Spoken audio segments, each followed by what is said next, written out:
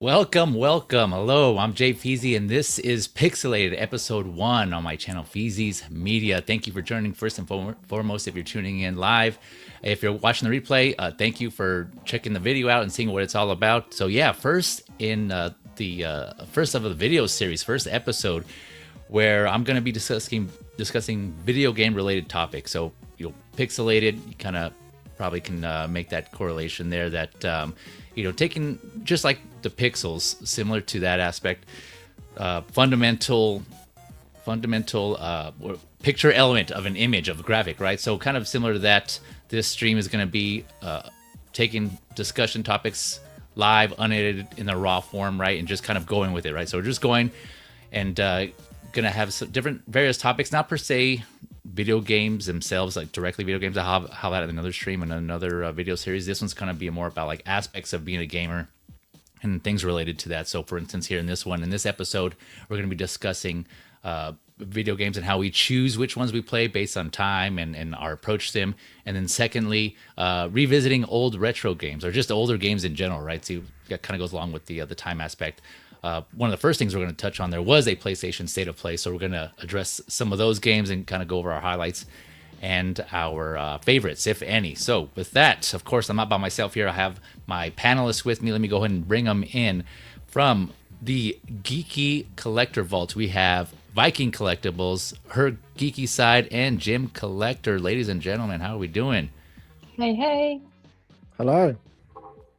Hello. Welcome to the first episode of Pixelated, and thanks for joining. I know you guys have already been, you're like the 3 episodes deep so far on Viking Collectibles channel, and of course I'll have all the links in the description below after the live stream here. So if you want to check out their content and show them some love, in addition to their socials as well. But yeah, I'm glad you guys are able to make it here on this first episode here of Pixelated. Thank you for joining. Awesome. Thank you for the invite. Yeah, Very happy to be here. Honored. Yeah. And for those of you, a little bit of background on us, we actually met discussing 1/6 scale action figures. So that's kind of where we all started, right? We were kind of, and we're still into that, right? So you can kind of notice behind us, we have all these action figures here, and mostly 1/6 scale, and I collect other scales as well. But that's how we came across. And we found this another common interest, another common hobby in video games, and so that's of course they started it off first. They had the on Viking Collectibles channel, the Geeky Collector Vault, like I mentioned, and they just took it off from there, and it's been entertaining. So if you haven't checked it out yet, be sure to check out their channel. And a lot of they don't just discuss video games, they also discuss collectibles and other pop culture things as well. And so my intent for my channel was kind of revolved around media, right? So movies, TV shows, and video games. I haven't really been touching on the video game aspect as much, just because within our hobby, the action figure collectible hobby, there's not too many like-minded gamers out there. I mean, I'm sure there are, but it's just like as far as like I'm aware, right? Just like the circles that I'm in, it doesn't. It's kind of more of a niche within a niche, right? And so then, when I came across these 3 here and they started discussing, and they're like, they also, I'm sure they had similar interest in gaming as well as a couple of others. So we may get another panelist here that may join us here, or others in the future, right, that are willing to jump on. Yeah, you guys inspired me once you guys started, and I know you had talks about it, so you guys inspired me to get something going on my channel as well. And now that we have more, again, like-minded collectors / gamers, so thank you again for taking the time to join me. All right, so first up, you guys did. That's awesome to hear. Like the fact that we could have any influence on anybody is insane, really. For me, it's just insane that we only had 4 episodes in, and it feels like the channel is so small, and like the chat is not that lively sometimes, but it's always there, like the like-minded people, as you say, Feezy. So it's nice to hear that we inspire someone as well. No, for sure. Yeah, and again, I am enjoying the content. You guys, keep it going. Loving the banter between all 3 of you, especially if it's in chat. I was telling Viking, and then I was telling Viking in the chats that it's just good to see more more video gamers. I know, because I feel your guys' pain about being a gamer, getting more collectibles in the in action figure form, in 1/6 scale mostly. And I know there's a lot of them in smaller scales, right? And so, but yeah, again, coming from that aspect of collecting, we'd like to see more of those. And so, yep. Let me address the chat here real quick, and then we'll get into some of the topics here. So thank you again for joining us here. Those of you who already clicked or tuned in, or clicked in, I should say, clicked into the live here. We got my panelists, of course, doing double duties. I appreciate you as well, always engaging with the chats where you can. HerGeekySide, good evening. Let's hit the like button. Yeah, appreciate that. Thank you always for the support. For all three of you, you guys have always been supportive of my content, so much appreciated on that. And same as well, Jim Collector here. Good evening, everyone. We got Johnny Chronicles in the house. JC, thank you for joining. Good afternoon, all. I'm here to support the kind-hearted, tolerant, patient, and consummate professional Jay Feezy. Oh, much love, man. Much love. Thank you. That means a lot, Johnny Chronicles. Thank you for saying that in those kind words, man. I always appreciate your support as well. Always enjoy seeing you in the chats too. So thank you again. Let's see here. Yeah, and then everyone, yeah. Again, man, just always coming together and allowing that platform for you all in the chat to just talk amongst yourselves, right? Providing that medium there. All right, so Johnny Chronicles also having been gaming all my life, owned almost every gaming system from Atari, Sega, Dreamcast, and currently the Sony PlayStation. Nice. So it sounds like I'm not too far behind you, because although I didn't get an Atari, I started with Nintendo. That was my first major system, and I just been from there, and so. The background here, if you haven't noticed, it's kind of a 8-bit kind of homage to Super Mario Brothers, right? The first mainstream game for the Nintendo Entertainment System, the NES. And so, yeah, that's where I started with. That's what it all began for me. And yeah, and it's been going ever since, right? And so, again, one of the reasons why I chose more of a pixel theme for this segment, this video series, the whole pixelated aspect, just because, yeah, that's where it all started for me, right? And I still revisit those, and we'll touch on that again later on. There's some games coming out and that have been released that are, still in that style, right? That 2D side-scrolling pixelated style, which I love. So, but yeah, thank you all again for joining us here. Okay, so first up, state of play. I know you guys touched on this on your stream, on your video, the previous episode. I believe it was episode 3, but kind of revisit it and kind of more on a high level. I wanted to get your takes on on what your highlights and your favorites were. I'll start with Vita, ladies first, of course. But before I do, let me add in our next panelist here, just joining us. We got Blue Tattu in the house. How you doing, Blue? Yeah, good. How's it going, guys? Hey, Blue. Yeah, another. Hello. Good. We were just about to start with the state of play. Thank you for joining us. Another fellow collector and gamer, as you can tell from his background. Yeah, all of our backgrounds, right? All similar. You see the similar themed here. Yeah. Yeah. But yeah, Vita, what were any highlights or any favorites for the PlayStation state of play that happened? What was that, a couple of weeks ago? So I was mostly excited probably about John Wick from that one. Chicken Wukong, as we call it. I'm not sure how I feel about it. Like, it looks pretty cool. And I haven't played the Wukong game, obviously, but as I finished Ghost of Yotei, I might pick that one up now. Haven't decided yet, because we got the new Mafia game as well. So I'm quite interested to start on that one. But yeah, I think those were the two highlights for me, the Chicken Wukong, as we call it, and John Wick. Because John Wick, obviously, like, I enjoy the story and I like the combat and the mix with the guns and all. I just really hope that they're gonna execute like the proper story and they won't rely just on the John Wick franchise, and you know, that they think it's gonna be enough for people just because it's John Wick. I really want to make sure they deliver the storyline as well as the gameplay. Just because for me, as you said, like earlier as well, like what we like about the games and such. For me, if the game like loses the story or like the story becomes like repetitive and not interesting, I very often lose the interest in a game, and then I just leave it without finishing and move on, which is really hard for me, because sometimes when I don't love the book, I read it to the end because I like to finish what I started. But I just found like these days, you know, with the gaming, I don't have enough like hours in a day. So if the game really like is a struggle and I don't enjoy the story, I move on. But yeah, John Wick looks pretty cool, and probably I'm most excited for from all the reveals. Anyone else feel the same way? Anyone else looking forward to John Wick? Yeah, Victor just kind of just said everything that I was going to say.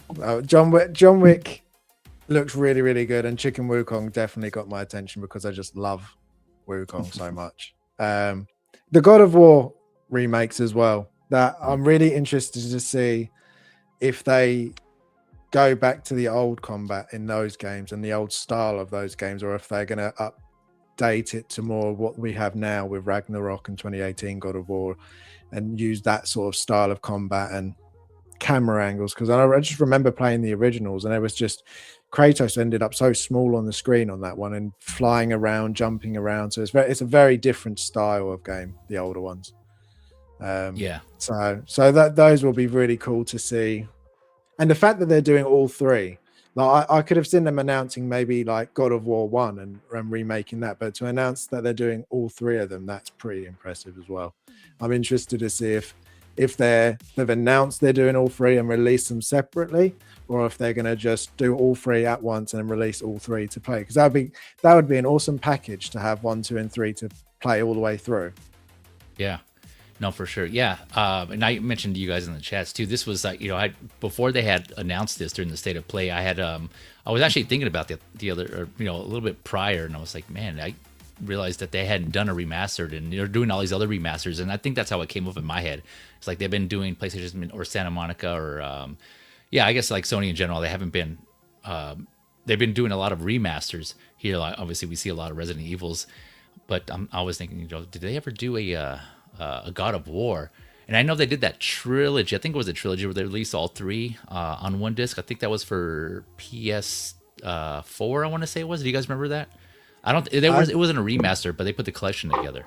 Yeah, they definitely put it together. I can't remember if it was PS4 or PS3 though. It was quite a while ago. Yeah, for sure. And so, that because I actually have that. Someone actually gave that to me because they didn't want anyone. I was like, oh, sweet, because I love those games. And so, but yeah, that's a good point, Viking. That if they're going to be a remaster, obviously there's going to be a lot bigger file sizes, right? In general, like the games are just going to be bigger, information wise, and so I don't know if they'll all fit, depending on how big they are, all on one disc, or they may do them separately. But yeah, I'm looking forward to that one, for that trilogy, because I love those games. The only thing I mentioned is like I just wish that they didn't announce that so soon, because it based on that trailer, and then there wasn't even really any gameplay, right? It was more like a teaser. It's just like the title and the voice of Kratos, and I'm forgetting his name, apologies, but he mentioned that they're still a ways off, and I think he even touched on like they don't have anything to show, and so I was like, oh damn it, so that means they're still pretty far away from showing the game, which I'm kind of more, I know there's two camps to that, and I'm more in the camp like, just wait until you have something something that's good to show, right? Like something that looks good and is like in decent shape to show off. And so I was like, damn. But and I'll come back to John Wick. I had something on that. But yeah, anyone else got any other thoughts, hot favorites, or highlights from the state of play? I mean, definitely Silent Hill. That looks really good. So that was exciting to see, just especially because that's having such a resurgence at the moment. So the new Silent Hill, really exciting to see as well. And again, Harrison pointed out to me, I didn't even notice. Yeah, that's the one. But it looks like it's I don't think it's set in England, but it's heavily inspired by a town in Scotland, isn't it, Harrison? Is that where it is? Yeah, from what I was reading, it's a town in Scotland that's sort of influenced it, which will be very different, a very different look for a Silent Hill game. Architecture. They seem to be kind of like varying out a lot, because Silent Hill F, very different from what we've seen before, especially Silent Hill 2, and then this one looks like it's going to be different again with the first person view and things like that. So it's going to be interesting to see how this goes, to be quite honest. I'm also kind of interested in the Legacy of Kain remaster. It's a remaster, isn't it, not a remake? Because I played Soul Reaver back in the day, but I never played any of the games where you as just Kain. So I'm going to be interested to see that one as a remaster as well. So that's quite exciting to see. And Pragmata looks really good. There's quite a few single player games that look really interesting, and I'm glad to see they're still doing a lot of single player stuff. But Bookmaster especially, just the whole relationship between the two, it kind of gives you that kind of Joel and Ellie vibe to a certain extent of you're going to have like the vulnerable one and then the protective one and stuff like that, and they're going to have a good dynamic relationship. So I think that's going to be quite a fun story-driven game. And it's Capcom as well, so do love Capcom. So hopefully that goes well. I'm really excited. Yeah, Sam, that's a good point. I didn't. I forgot about that aspect of it, and I do remember kind of like seeing the trailer. I didn't really pay too much mind to it, but yeah, you're right. The whole Joel and Ellie similarity there. Yeah, that's a good point. I think there was another. No, I guess that was. I was gonna say I thought there was another game that kind of like stood out to me, but yeah, no, the whole Joel and Ellie situation. Although she's kind of more attached to him, it seems like so far. So I'm curious to see what this whole element's going to be like. If she's actually going to end up kind of assisting in some way, kind of like Atreus does in the newer God of Wars. You know how you can build up his skills and abilities, right? It feels like she'll have some sort of features to do something. You'd hope so. Yeah, as long as she's not like Ashley in Resident Evil 4, it'll be fine. Oh God. Yeah. Well, let's hope not. Yeah. We said this on our show as well, didn't we? It's got a bit of a Death Stranding feel to it, where it just feels very different. Yeah, true. Like it like I haven't like seen anything else like this style of game. Like just what we're seeing right now, it's just bonkers, which I like. Yeah, I like it when games do something very different. That's why you And the elements of it seems like Destiny, just because of the mech suit rare there, and like you guys said already, with like mixing with The Last of Us and maybe some God of War in there. So like different elements of different games, just based on the trailer. But we'll see what actually what it looks like when it comes out. Blue, do you have any highlights or any favorites from the state of play? Did you get a chance to watch them all? Yeah. I'm probably most excited for the God of War. Yeah, because I love those games. Even all 5 of them are just fantastic. And then the X-Men fighter game, I was getting excited for, but then I saw that it's like an add-on to another game or something. The Marvel Token? Token, yeah. Token, yeah. No, I think that's its own standalone game. It's its own fighting game. Oh, yeah. Okay. Oh. Okay. Well, I'll have to look into that because it looked really fun. Yeah, man. Yeah, I'm a fan of fighting games, especially this style, Marvel vs. Capcom, Street Fighter. Those are more the games that I enjoyed playing. So yeah, this looks really awesome. I'm curious to see what the storyline is behind this too. Yeah, sorry, go ahead. Oh, yeah. And of course, the John Wick was intriguing. Storm. That looks awesome. Yeah, dude. The John Wick looks cool. I do think they need a little more polishing, and I think they got plenty of time to do that. But it's exciting to have that kind of game. I wonder what like the game mechanics are going to be for that. So it looked really cool. So, those probably most excited for. Yeah, let me go back to that John Wick because I'm intrigued by it. I'm not. I didn't get a chance to look more into the develop here, so I'm not sure what else they've done. You guys here in the chat or in the panel, let me know what else they've done in the past. But it didn't seem too recognizable at first, and maybe I'm just not making the connection between some games I've played in the studio. But so that's always for me. Like that's always kind of like something that makes me look a little more into whether I want to play a game or not, or how it's going to turn out, right? And then not to say that I won't be open to playing it because there's definitely been some games where like I'm not aware of the studios, are not familiar with them, but I end up playing it and it just ends up being awesome. So to me, and it does say at the beginning too, this is a mixture of both like cinematic and gameplay footage, so it's kind of a mixture in between. But it does seem like it's going to be more of like action adventure type third person type of game here, a little more fast paced, which I'm all for. So hopefully the execution on this one, it does come out is it comes out pretty well because I'd definitely be interested. I'm surprised though for those of you who've seen like John Wick, especially the later one, John Wick 4. It had a lot of video game elements and themes to it, right? Like it seems like the way they approached that one was more of like a video game, and even people kind of jokingly, like the running joke is just that, like this, for instance, he just keeps getting shot. And I think you guys mentioned this on your stream as well, right? Just getting shot and he's just going through all these bullets because his suit is bulletproof. I think that right there is just like a feature and element of a video game, right? It's just like taking all these gunshots and not dying or like losing very little health, if any. So, yeah, and then I even more so, there was a scene in John Wick 4. I'm pretty sure it was John Wick 4, but correct me if I'm wrong.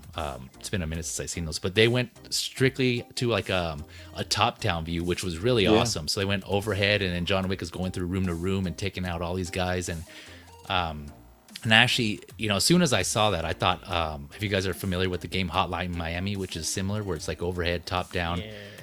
Yeah, right. So Jim knows. Yeah, and so I went to go Google and see, and sure enough, there was. And I forget who part of the crew, I don't know if it was like the director or the producer, but they did get inspiration from a game similar, not directly Hotline Miami, but there's another game that came out after that. That game drew inspiration from Hotline Miami, so it seems like there's like a indirect inspiration there to that. And so that was that was really cool, when I saw that in the movie, and I was like, oh damn, that does have elements there, and yeah, sure enough, it turned out to be. So I'm surprised, all that to say, I'm surprised that they didn't do that approach first, because that would have been cool. And not to say that they won't, maybe they will do like a spin-off game to that, like another separate one, kind of like what they did for Tomb Raider, right? They have the traditional 3D Tomb Raiders action adventure games, but then they also made it was like a strategy type of game or something like that. They had different genres of Tomb Raider, and then with the God of War, like they just did for the State of Play, right? They had the remasters, but then they also did that 2D side-scrolling one that looks more kind of like classic pixelated version of that. So I wonder if maybe they'll do a John Wick game like that, where it's just overhead Hotline Miami type of look. I don't know, what do you guys think? That'd be cool. You could just go like a level of that or something. Yeah, you agree, Viking? Yeah, I can see it. And I was just thinking, when you were talking about the films, how much, like, just the fact that he can survive falling off rooftops, I feel is like very video game. Like, like how many times can he fall and land and just not be dead? Yeah, it's incredible. Are those stairs? Yeah, exactly. The stairs. I was gonna say, what, he fell like 2 or 3 times down those stairs, and he just got back up. Yeah, and when he got to the top, think how much the suit's supposed to weigh as well. Like, it's to run around like that, and not to be out of breath or anything. He's just like, he's a skinny guy. Yeah, that's funny. Yeah, it was just so. Yeah, definitely some, and they had more. You can tell they had fun with it. I think that was the point. I think I read somewhere too that they were saying that they wanted to have fun with that. So yeah, it's a fun movie. I enjoyed it, but regardless, I digress from the topic at hand. But yeah, so John Wick, I'm looking forward to that game. We'll see if it's we'll see the execution. It comes out as good as what we're seeing here. For me personally, I agree with what you all said. I know I didn't show this earlier. Oh no, I did. Yeah, this Project Winless, aka Chicken Wukong here. I like how they kind of like flip the script here, right? They have this intro that I have here on the screen, and it seems all serious and dark and even gruesome. And then like kind of pans out, and you see like a chicken warrior. Yeah, giant ass chicken. Oh man, it just kind of was like, oh damn, okay, so it's not like what we were expecting. But I think they kind of did this intentionally to show like, hey, this game is going to be more serious. I mean, yeah, we have a chicken, but that is not to say that it's not going to be mature and for the quote unquote adult. But it's gamers. Cool chicken. Yeah, cool giant ass chicken. Damn cool rooster, chicken. isn't it? It is a rooster, but rooster doesn't work as well, Kellogg's James. Rooster. Rooster Wukong, Chicken Wukong. Yeah. Chicken Roosters can be vicious, guys. I have bad experience with they are roosters. aggressive. It's not Actually, great. yeah. Oh man. So are chickens in general. Yeah, see, look at this. Yeah, there he is. Yeah.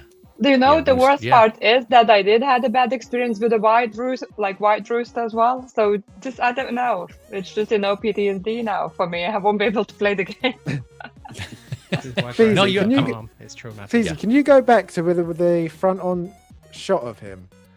Because I was just looking at him. He's got kind of a Scottish look to him as well. If you have a look at what he's wearing. It looks a bit Has he got a like kilt? a kilt. It Like a looks kilt? bit Yeah, I was like gonna a say. kilt. Is it kilt Kilt on? and pulls out some bagpipes. Well, he needs to wear something, guys. And what And, the like, chicken something gonna wear? over- Trousers? over his shoulder. Yeah. Isn't this based on a Korean story? Was it Korean? Yeah, it's a Korean This one. one. Yeah. Oh, because you're talking about It'd be this part random right if here. Yeah. they made the chicken Scottish It then. looks a bit like that would be quite funny. Those are like gourds. Yeah.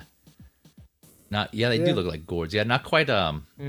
not quite Not a quite a kilt, but kilt. some sort of But yeah, I see what But you're saying. close. How Yeah. toyetic is he as well? Like this would make a Oh. really cool figure. It'd be This tough will to be do in so- 1/6. If are they going to root the Yeah. feathers? But like a Yeah, 1/12, I know, I right? reckon it'd be pretty cool. Yeah. I think it would have to be It would look plastic for pretty good. Guys, next just go to Wukong. Lithuania, go to the farmer and say, I want your rooster. I want it stuffed.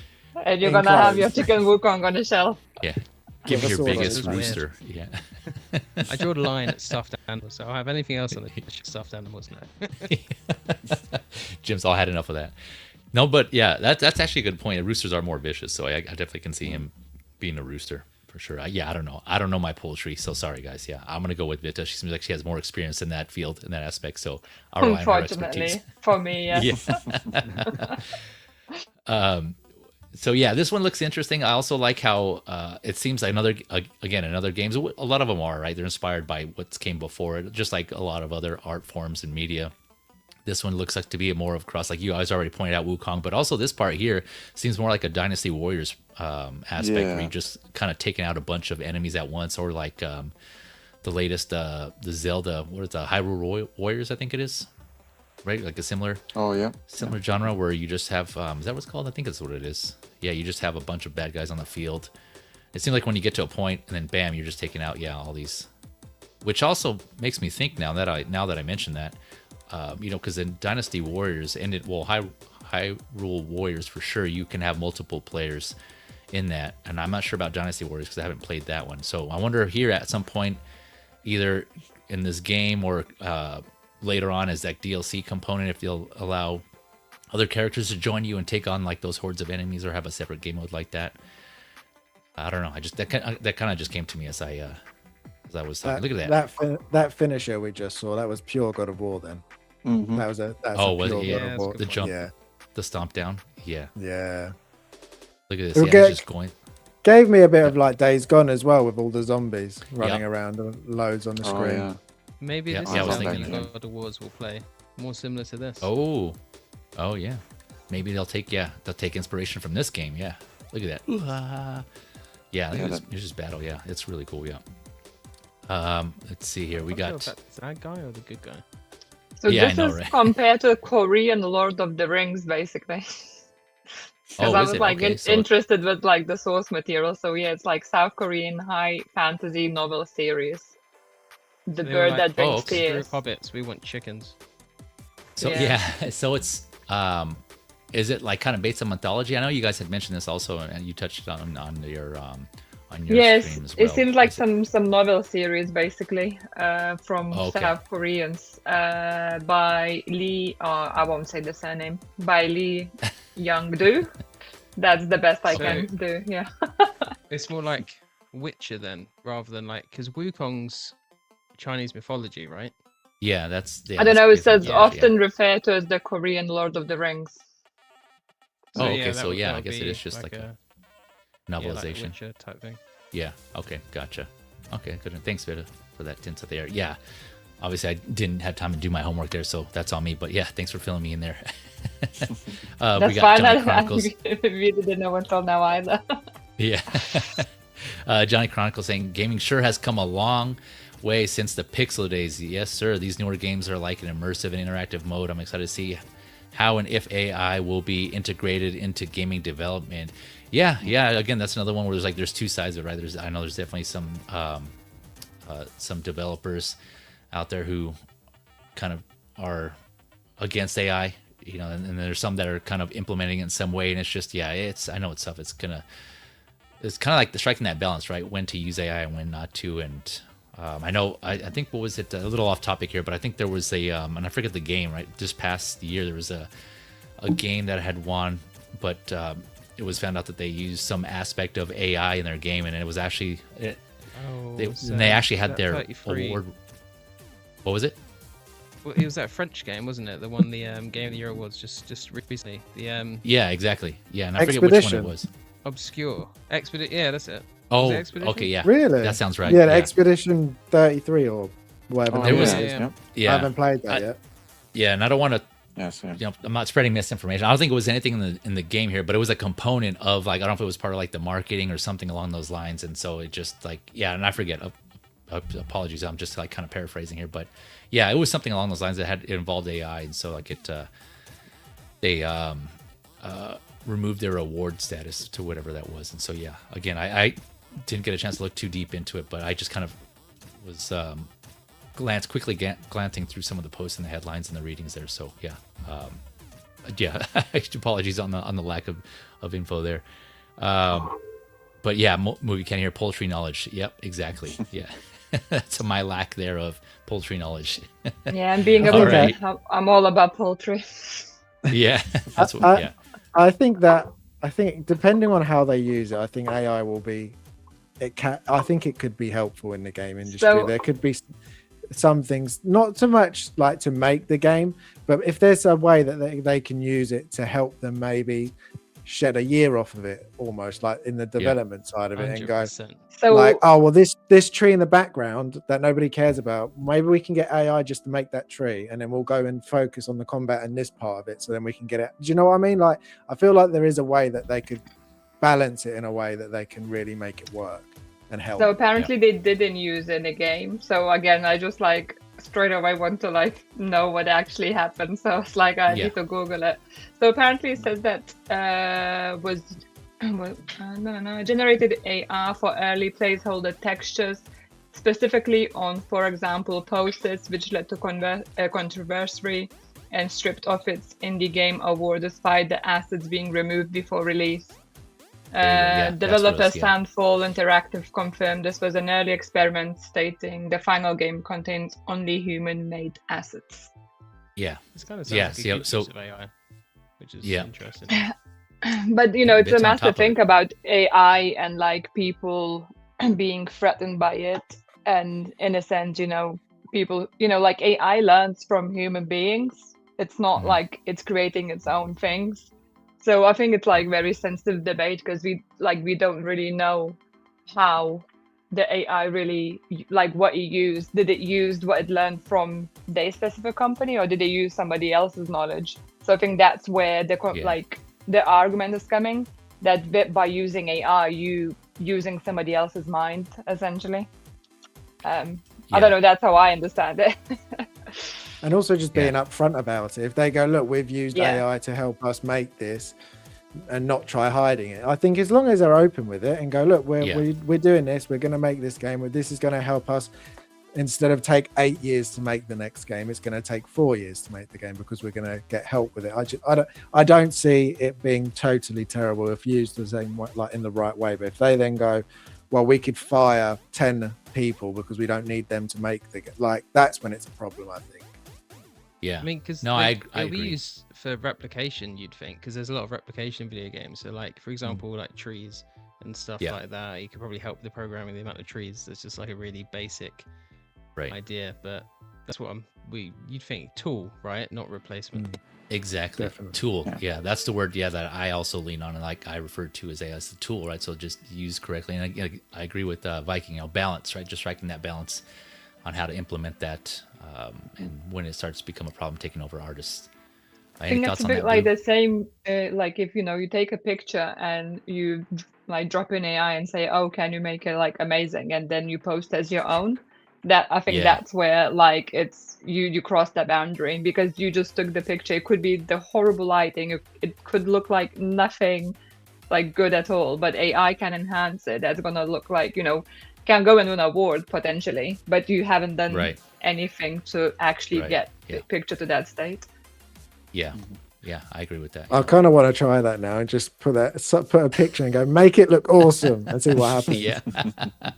Make it look great. Yeah. No, and I agree too on the damn, I lost my train of thought. But go ahead, Blue. I had a point to agree on, but I'm forgetting now. Do you have any thoughts on that, Blue? No, that's pretty much covered. No, Yeah. No. Yeah. And again, yeah, just just kind of being careful with that, and again, the balance and not. I guess yeah, like Vita said, crossing that line. It's just it could be blurry sometimes. So it is. It is questionable. Oh, transparent. That's what I agreed on. That's the point. Transparency. I definitely agree with that. Right. Had they had that company or that studio been transparent from the beginning, I think it would have been fine. But the fact that they didn't mention, and again, it wasn't part of like Vita confirmed. It wasn't part of the game. They didn't use it in the game itself. It was kind of like some placeholders. But still, it's just then that makes people question. Okay, well then, if they forgot to inform us of that, or they omitted that information, what more? I think it's more of like the trustworthiness, right? At that point, you're like, oh damn, how much more did they use it? And they're not telling us. So yeah, it's better just up front, and I'm sure lesson learned on their part. But I haven't played that game, Claire Obscure. Yeah, I heard a lot of good things about it, but it's on the list, the very long growing list. Yeah. Yes. So speaking of, segueing to our next topic here. So you guys, sorry, Feezy, can I just ask quickly, because I actually just realized as well, because late in the year we have the Marvel's Wolverine game coming out, and I was surprised not to see anything, like any cover about it. Did you guys hear much about this game? Because I personally haven't really seen much info, and now I'm thinking this would have been like a perfect opportunity to show it off, considering it's coming out like in the fall this year. I think it's like, I don't think the date is confirmed, but it's like September time, I think, or something. So it's technically pretty soon, but I haven't seen like much promo going around it, which is interesting. I could give you my hot take if you'd like. Go on then.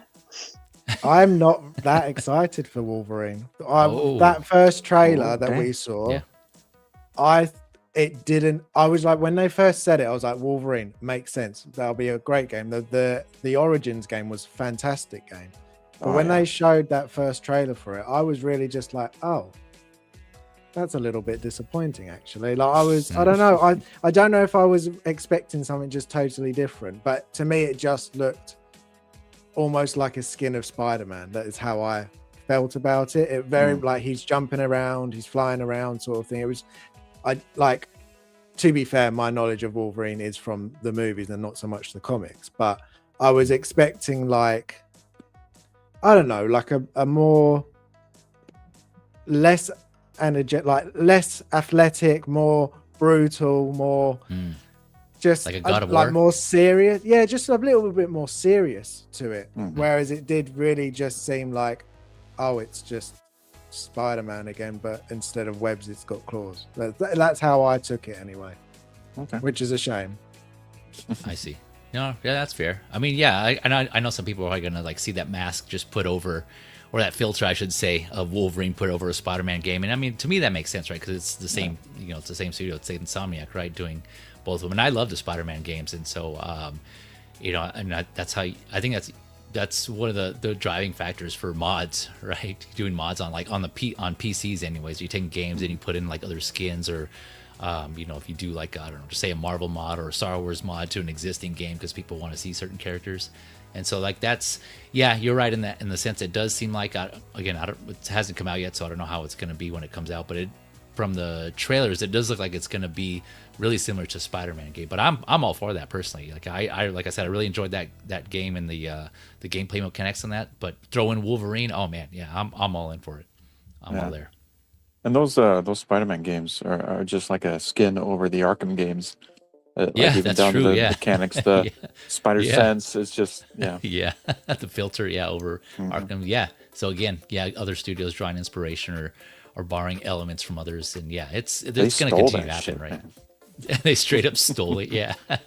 You can keep going back, and I'm sure there's nothing's crossing my mind. But I think all games around that time had it. Even Assassin's Creed was like it for a while. I was going to say. Similar. Yeah, just keep going back, and I'm sure you can find some other game before it that had that similar. I mean, that's why we have genres, right? Action, adventure, side scrollers, platformers. It's just like they're all like similarities. Or you say like Breath of the Wild likes use like something like that's like that game. Sorry, but going back to your point, I was that's kind of interesting that they didn't show anything. all I heard is 2026 for Wolverine, so I haven't heard anything since then about a release time frame. But yeah, we'll see when it comes out, unless they say delayed. But yeah, maybe later on in the year or something. I don't know. Looking forward to it though. Yeah, it's gonna be awesome. I hope. Hopefully, it's just as good as the Origins game, because that was the Wolverine game. It was fantastic. Yes, so I hear. I've never played that one, but for some reason I passed it by. But yeah, I keep hearing good things. So good, dude. Oh, for the GameCube. It was really good. Yeah, it was only really for the good. GameCube. No, I played it on. Oh God, PS3. I think it was on. Okay, as well. GameCube, but yeah. Gotcha. Yeah. Okay, maybe it was really good. Okay, yeah, I don't know why. I just didn't. Maybe it didn't. For some reason, it appealed to me during that time where I was playing something else. I'm not sure. But yeah, I heard good things about that one. And that's actually another topic that's kind of related to the topic we'll kind of touch on later. And I just realized one thing. My highlight for the state of play, real quick. I wanted to talk about this because I thought this was really cool. So this Castlevania Belmont's Curse looks really awesome. And I know I mentioned to you guys in our chat here, in our group chats, that I recently played Prince of Persia: The Lost Crown, and oh man, I love that game. I know I'm like late to that game, years late, but I finally got around to playing it, getting to my backlog, and yeah, man, I loved it. I think that game was every bit as deserving of like its Game of the Year like nominations and awards for Prince of Persia. And so I've been recently on a Metroidvania kick, because that's what that game was. It was as a side-scrolling Metroidvania, kind of similar along the lines of this one. So I've been looking forward to playing some other games. I still need to play Shovel Knight and Hollow Knight. I know those are part of that as well. But yeah, I saw this one, and this one looks awesome. And the animation, the backgrounds, really beautiful, really gorgeous artwork in this. And so yeah. This is something that I'm personally looking forward to, just kind of following that Metroidvania kick. I don't know. Have you guys gotten into any of the Metroids, Castlevanias, or anything like the Metroidvanias in general? I struggle with side-scrolling games in general. I think Why is because that? I never grew up with them, I just I never gravitated towards them, so I don't have that nostalgic feel for those games. Yeah. For me, like a nostalgic video game is like PS1, Nintendo 64, and stuff like that. Oh, so okay, this came gotcha. after me. This will have a totally Yeah. different take. But Yeah. side-scrolling things, like I don't get the excitement level, which is a Yeah, shame. I mean, Castlevania looks cool stylistically. I'm with you. I'm right where with you. They're not. Nice I games, can I can appreciate them, and they're really, they do look really good sometimes, but they're just not my style of game at all. It's the same with most fighting games as well. I'm not a huge fighting game. Gotcha. My game is definitely like third person horror or third person adventure. That's Survival horror, yeah, something with a really good story. If it's got a really interesting story and I can get into it, that'll grab me more than this style of game or like first person shooters. Like Jim, you know that Alien game we were talking about? I put that on for 5 minutes before I then went back to Silent Hill, and I straight away was like, I'm just not as interested as I am with Silent Hill, just being that story third person horror. It was instantly just very generic first person horror, isn't it? Like kind of it doesn't feel very interesting from that thing. The only thing with first person for me, I'm a shill for Call of Duty. I'm sorry to admit it, guys, but I will like to get you heard it here first. the new Call of Duty skin or whatever it is. But yeah. Yeah, I know Vita and Blue were with me because I know they were fans of 2D side scrollers. Yeah. But yeah, well, to be fair, I will say, I do agree, and I'm with you. Although, like, I love a video game with a really good story, a great story, well written, voice acted. That Prince of Persia game, that Lost Crown game, that also did have a really good story. So another reason why I enjoyed it, right? Like usually, I try to a game that really pulls me has like just nails every aspect of it, like not just the mechanics, the art, the graphics, the story as well, and the voice acting. Yeah, it was really good. So I think it's like kind of one of those instances, and I'm not picking on you guys. I'm just saying like one of those instances where you see a game and you kind of just like you shrug it off just based on like appearance, right? It's kind of like that, kind of like a stigma aspect of it. You're like, okay, well, it's a 2D side scroller, so it's not going to have a great story. But there's actually been a few that I've played that actually had really good stories. Granted, you might have to read. There's some dialogue in there. And there's no voice acting. But if you actually take the time and play it and you give it a chance, there's some that are really good out there. So I was going to say, suggestion. We played. It's not called Street Fighter. It's some sort of like street fighting side-scrolling arcade game. And a few years ago, they had like the latest version, like the 4th one, and it's like multiplayer. And we played that, and that was really good. I can't remember what it was called though. It's like a really famous IP. Oh, Streets of Rage. Some fighter. Streets of Rage. That's it. Yeah, there we go. There we go. I was like, Street something. So we played like the latest one of that. Really got into that one. That was a lot of fun. I did enjoy that. Yeah, that's another one I heard. Yeah, I'm a fan of those games. Those beat 'em ups. That they have, like, it's kind of similar to the that newest Ninja Turtles game, the what was it called? It's not Splintered, Shredder's Revenge. That was it's sort of I bought that one. I was a big fan of that one and played that with the family, and we all enjoyed the original one. The original Ninja Turtles, or the Streets of Rage? Yeah, no, the original Ninja Turtles. I remember quite like that one. On arcade. The arcade version? Yeah, right? Yeah, and like the kind of like Nintendo one as well, yeah. Yeah, I don't remember how it was actually like called, but I remember like I tried to make Jim to play Mario Bros, and I was just getting frustrated with him because he wasn't doing it right. So. Oh my gosh. When we went to Japan, we went to the Nintendo Museum, and you can play like some of the classic games, but they're like these giant massive controllers. So like I control the directional pad and she'll control like the A and B, and she was getting so frustrated at me because I just have no clue how to like work those games. Well, I know how to work them, but I'm just no skill for it at all. Like, and she was just like, why are you not jumping at the right? It's like, I don't know what I'm doing. She's like, it's 2 buttons. Just can't. It's awful. So we did not do very well. So that's an interesting but then we went to arcade, and we like it was a fighting game, and I beat James literally within, I don't know, like first round, second round, and then I was just sitting there for 10 minutes on my own, and he was just like next to me, like, when you gonna die? He's ready to go. Rubbish. Yeah. That's an interesting approach on having someone for like a basic 2D side scroller, like having someone just do the directional pad and someone just do the jump and attack buttons. Really fun, man, I'm sure that would be all weird. Yeah. Terrible, especially because like you timed as well. It's like I'm like, you have to do this and that. He's like, I'm trying. I was like, well, you're not trying hard enough. I'm trying harder. Watching you as well. It's like we didn't even finish the first level of Mario. Come on. Like. Yeah. That's funny. Yeah, what about you, Blue? What's your take on 2D side scrollers?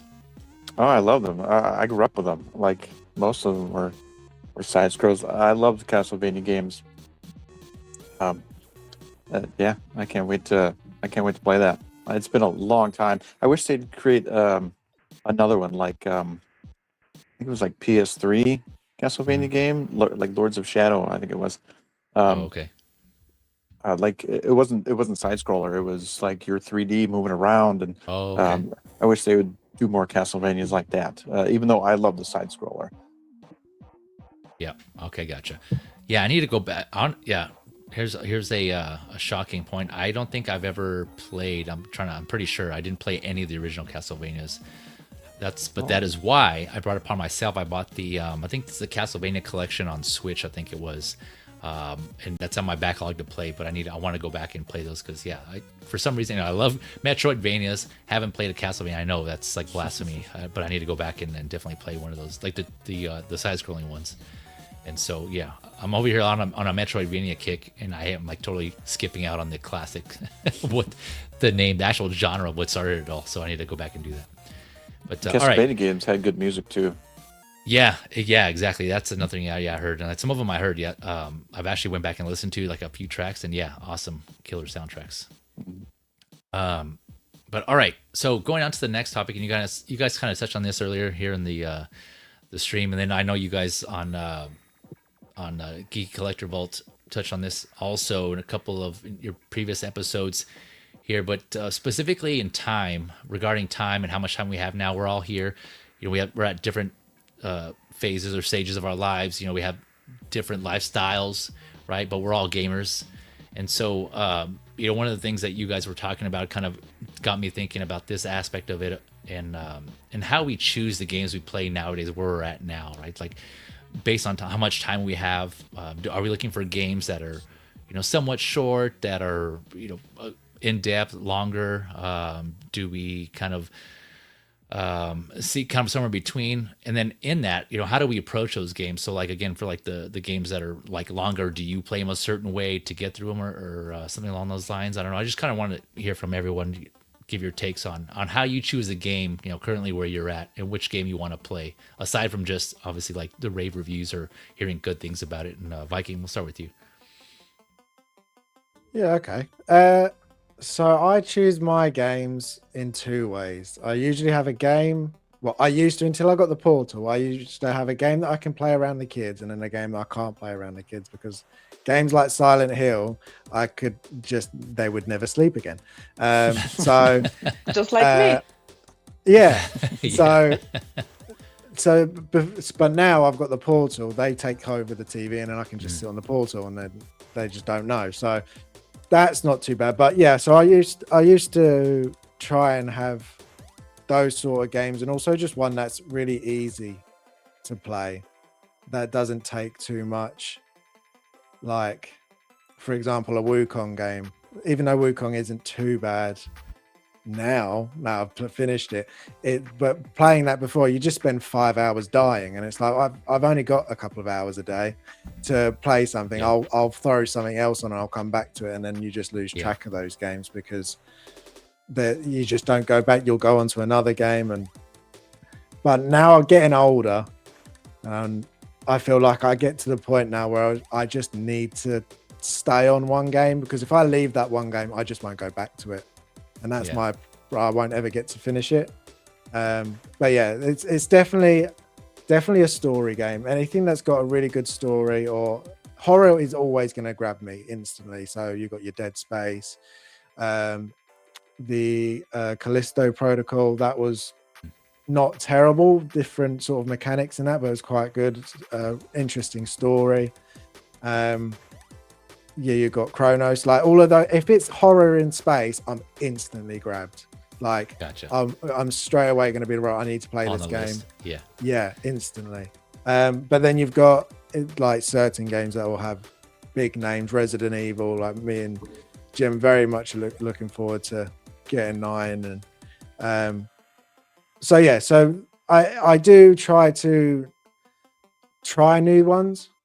But also, because I just don't have the time anymore, it is very, like, my list of games I want to get to is just ridiculous at this point. There's like 3 or 4 just on my PlayStation now that is just sitting there, not been touched yet, because I just can't get through them like I used to. I'm sure we all did it. We just sit there all day long playing games and never coming off it. But now you got to be an adult, and it's so boring.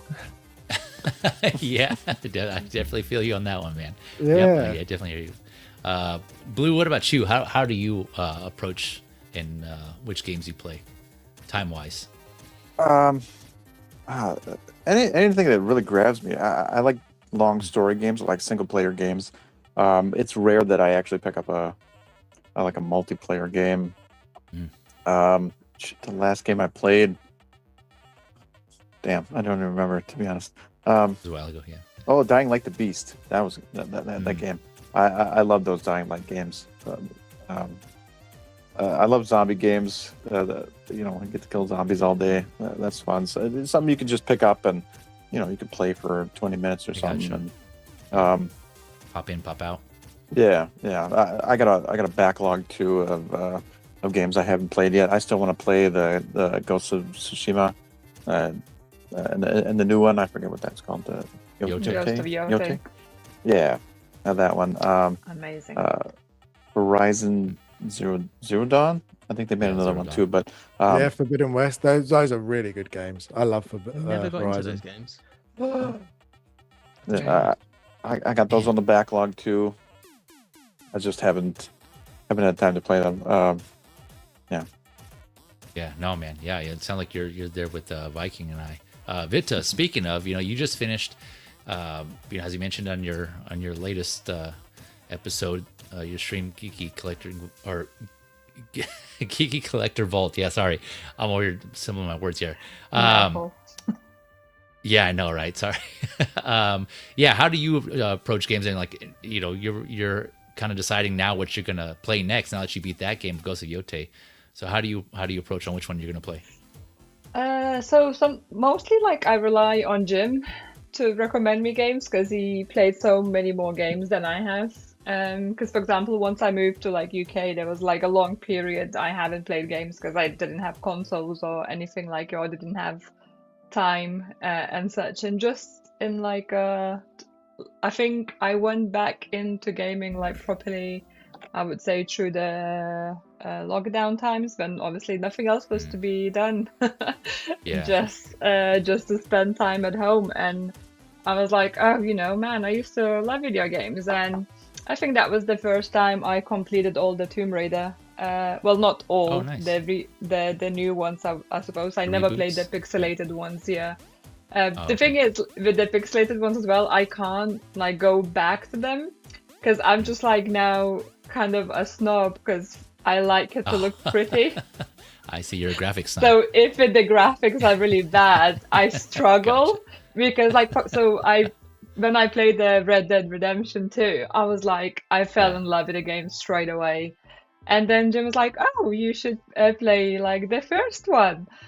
And I put the game on, and I was like, "You expect me to play this after I played that beautiful game? Look at this quality!" But I did complete the story still, complaining about it. So mostly, I think so I choose it by a story. Very futuristic ones sometimes put me off. I just can't kind of get into them. I will be honest, like very often, I am more going to like more historical old stuff. So like Western, some samurai, Ghost of Tsushima, now Ghost of Yote. I think it's just because I enjoy history per se. So for me, all the historic kind of relating games are very interesting and I enjoy those stories. Then also the same is like something what brings me nostalgia. So I always go back to Mario. So we have like Nintendo Switch. So now and then I'm just going to pick it up and I'm just going to go through Mario. I'm just going to play through the levels. And then I get frustrated that I'm not as good as I used to be as a kid, and I'm just gonna put it away for a while. But usually it's story based, or if someone recommends me something, or if it's a big hype, which happened with the Hogwarts Legacy. I'm big like Harry Potter fan, so I had high hopes for it. I finished it. It was nice, but definitely not a game I'm gonna go and replay. Where Red Dead Redemption, even now just talking about it, is like, should I just replay that now, because sometimes I go for the games for like comfort as well. Something, if I don't know, something stressful in my life or something like that happens, sometimes I want to go to something familiar and I'm just gonna replay the game. And it's just kind of like a comfort blanket for me as well. So it usually depends on the how my life is going on, how I'm feeling, and if I feel adventurous, I'm gonna pick up new game. If I just want to relax and forget everything, I'm probably gonna go in something similar and just lose myself in the world. Yeah, no, that's a big part of it. Yeah, mood is definitely, and that affects me too, like which game I feel like playing. Even with my backlogs that I have, like you guys, like, okay, like what others backlog, which games you want to play, and that's definitely a factor. Like, what am I in the mood for? Right? And I know you're big on moods also, but I definitely hear you on that one. I can relate on that one. Actually, as we were talking, I was just thinking of like the question for probably everyone after Jim says how he chooses the games. I just I'm interested on all of you take how do you feel about carry on playing game after you completed like the story? And like when you have everything unlocked and it's like, hey, like you can replay it all now. I just want to see how many people are interested actually doing it. For me, I lose interest straight away. I was like, well, that's it. There's no story. It's just open world and I'm just running around. But I already seen all of it. So I lose interest and I'm like, I don't care. So yeah, just interested on your guys' sake.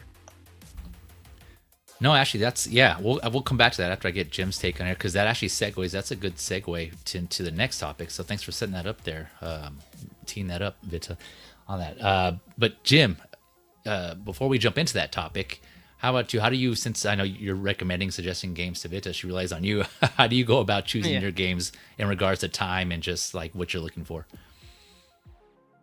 I don't think I factor in time so much, because the length of the game doesn't bother me too much. It's just it's just about the game itself. So I always like to have a multiplayer game kind of on the go, because I like to have quick drop-in sessions, because sometimes I might go a week or so where I'm just not in the mood to really get into a game, and I just want to do more things like content creation or photography and stuff like that. So I'm always kind of battling the different hobbies that I have.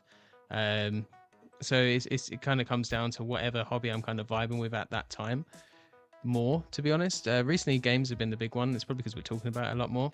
But I'll always have something like Call of Duty, just so like if I got like a spare 20-30 minutes, I can jump in, do a few games, jump out. And I find them really therapeutic because they're completely mindless, right? So I'm not like a pro. I don't sweat at the game or anything like that. So I just jump in. If I do really good, cool. If I do really bad, whatever, it's fine. Normally, if you do really bad in like 5 games, it will give you an easy lobby of people that are also really bad, and I have a good game. So that always feels good after a few losses.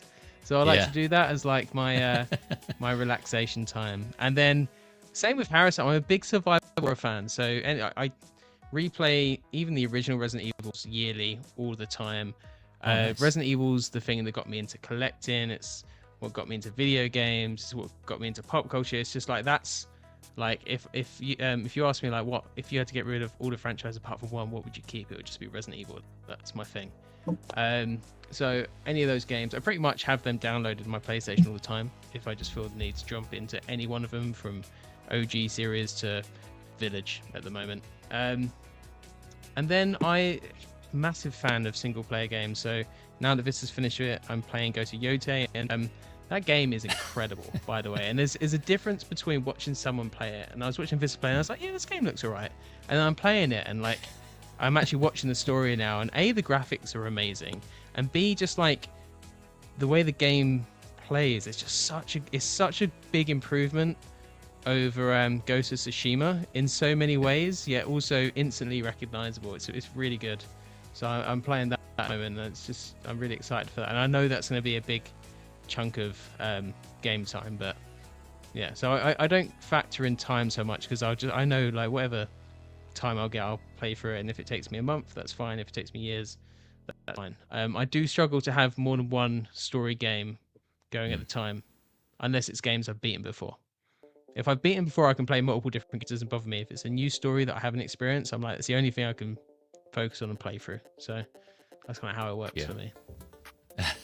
Gotcha. Well, no, thank you all for sharing. Let me bring up Johnny Chronicles here, saying the last game I played was Red Dead Redemption 2, and that was about 2 years ago. I haven't picked up my PS4 controller since. Yeah, that's kind of another thing I'm noticing in general, right? It's just like, in addition to the time, it's just, where our interest lies. And if we're feeling like gaming, I guess, for Jim, like you just mentioned, it was like about a week, right? We took a break from gaming, and for Johnny, it's been like 2 years. So maybe it'd be longer or shorter, somewhere in between. For me personally, I a lot of points that you guys pointed out, or you brought up, I kind of agree with. Me and Viking and I are in the same situation in that we have kids as well, and so that once obviously once that happens, your time gets completely, I don't want to say completely, but it gets drastically diminished, right? So and we all parent differently, so some may have more time than others and different things going on in our lives. So yeah, when I was younger, man, I was high school, middle school, I remember getting a game, renting a game, like a physical game, back when you used to be able to rent those, and I would just stay up all night through the weekend trying to beat it. And I think Vita, you mentioned this as well as one of your past streams. Yeah, and just before you had to take it back, right? Just trying to beat it through because you wanted to beat it. So yeah, and I did that for a while after that. Stayed up playing as long as I could. All the games that I had, would try to get everything. And then as you guys touched on, was you start getting older, you get more and more responsibilities.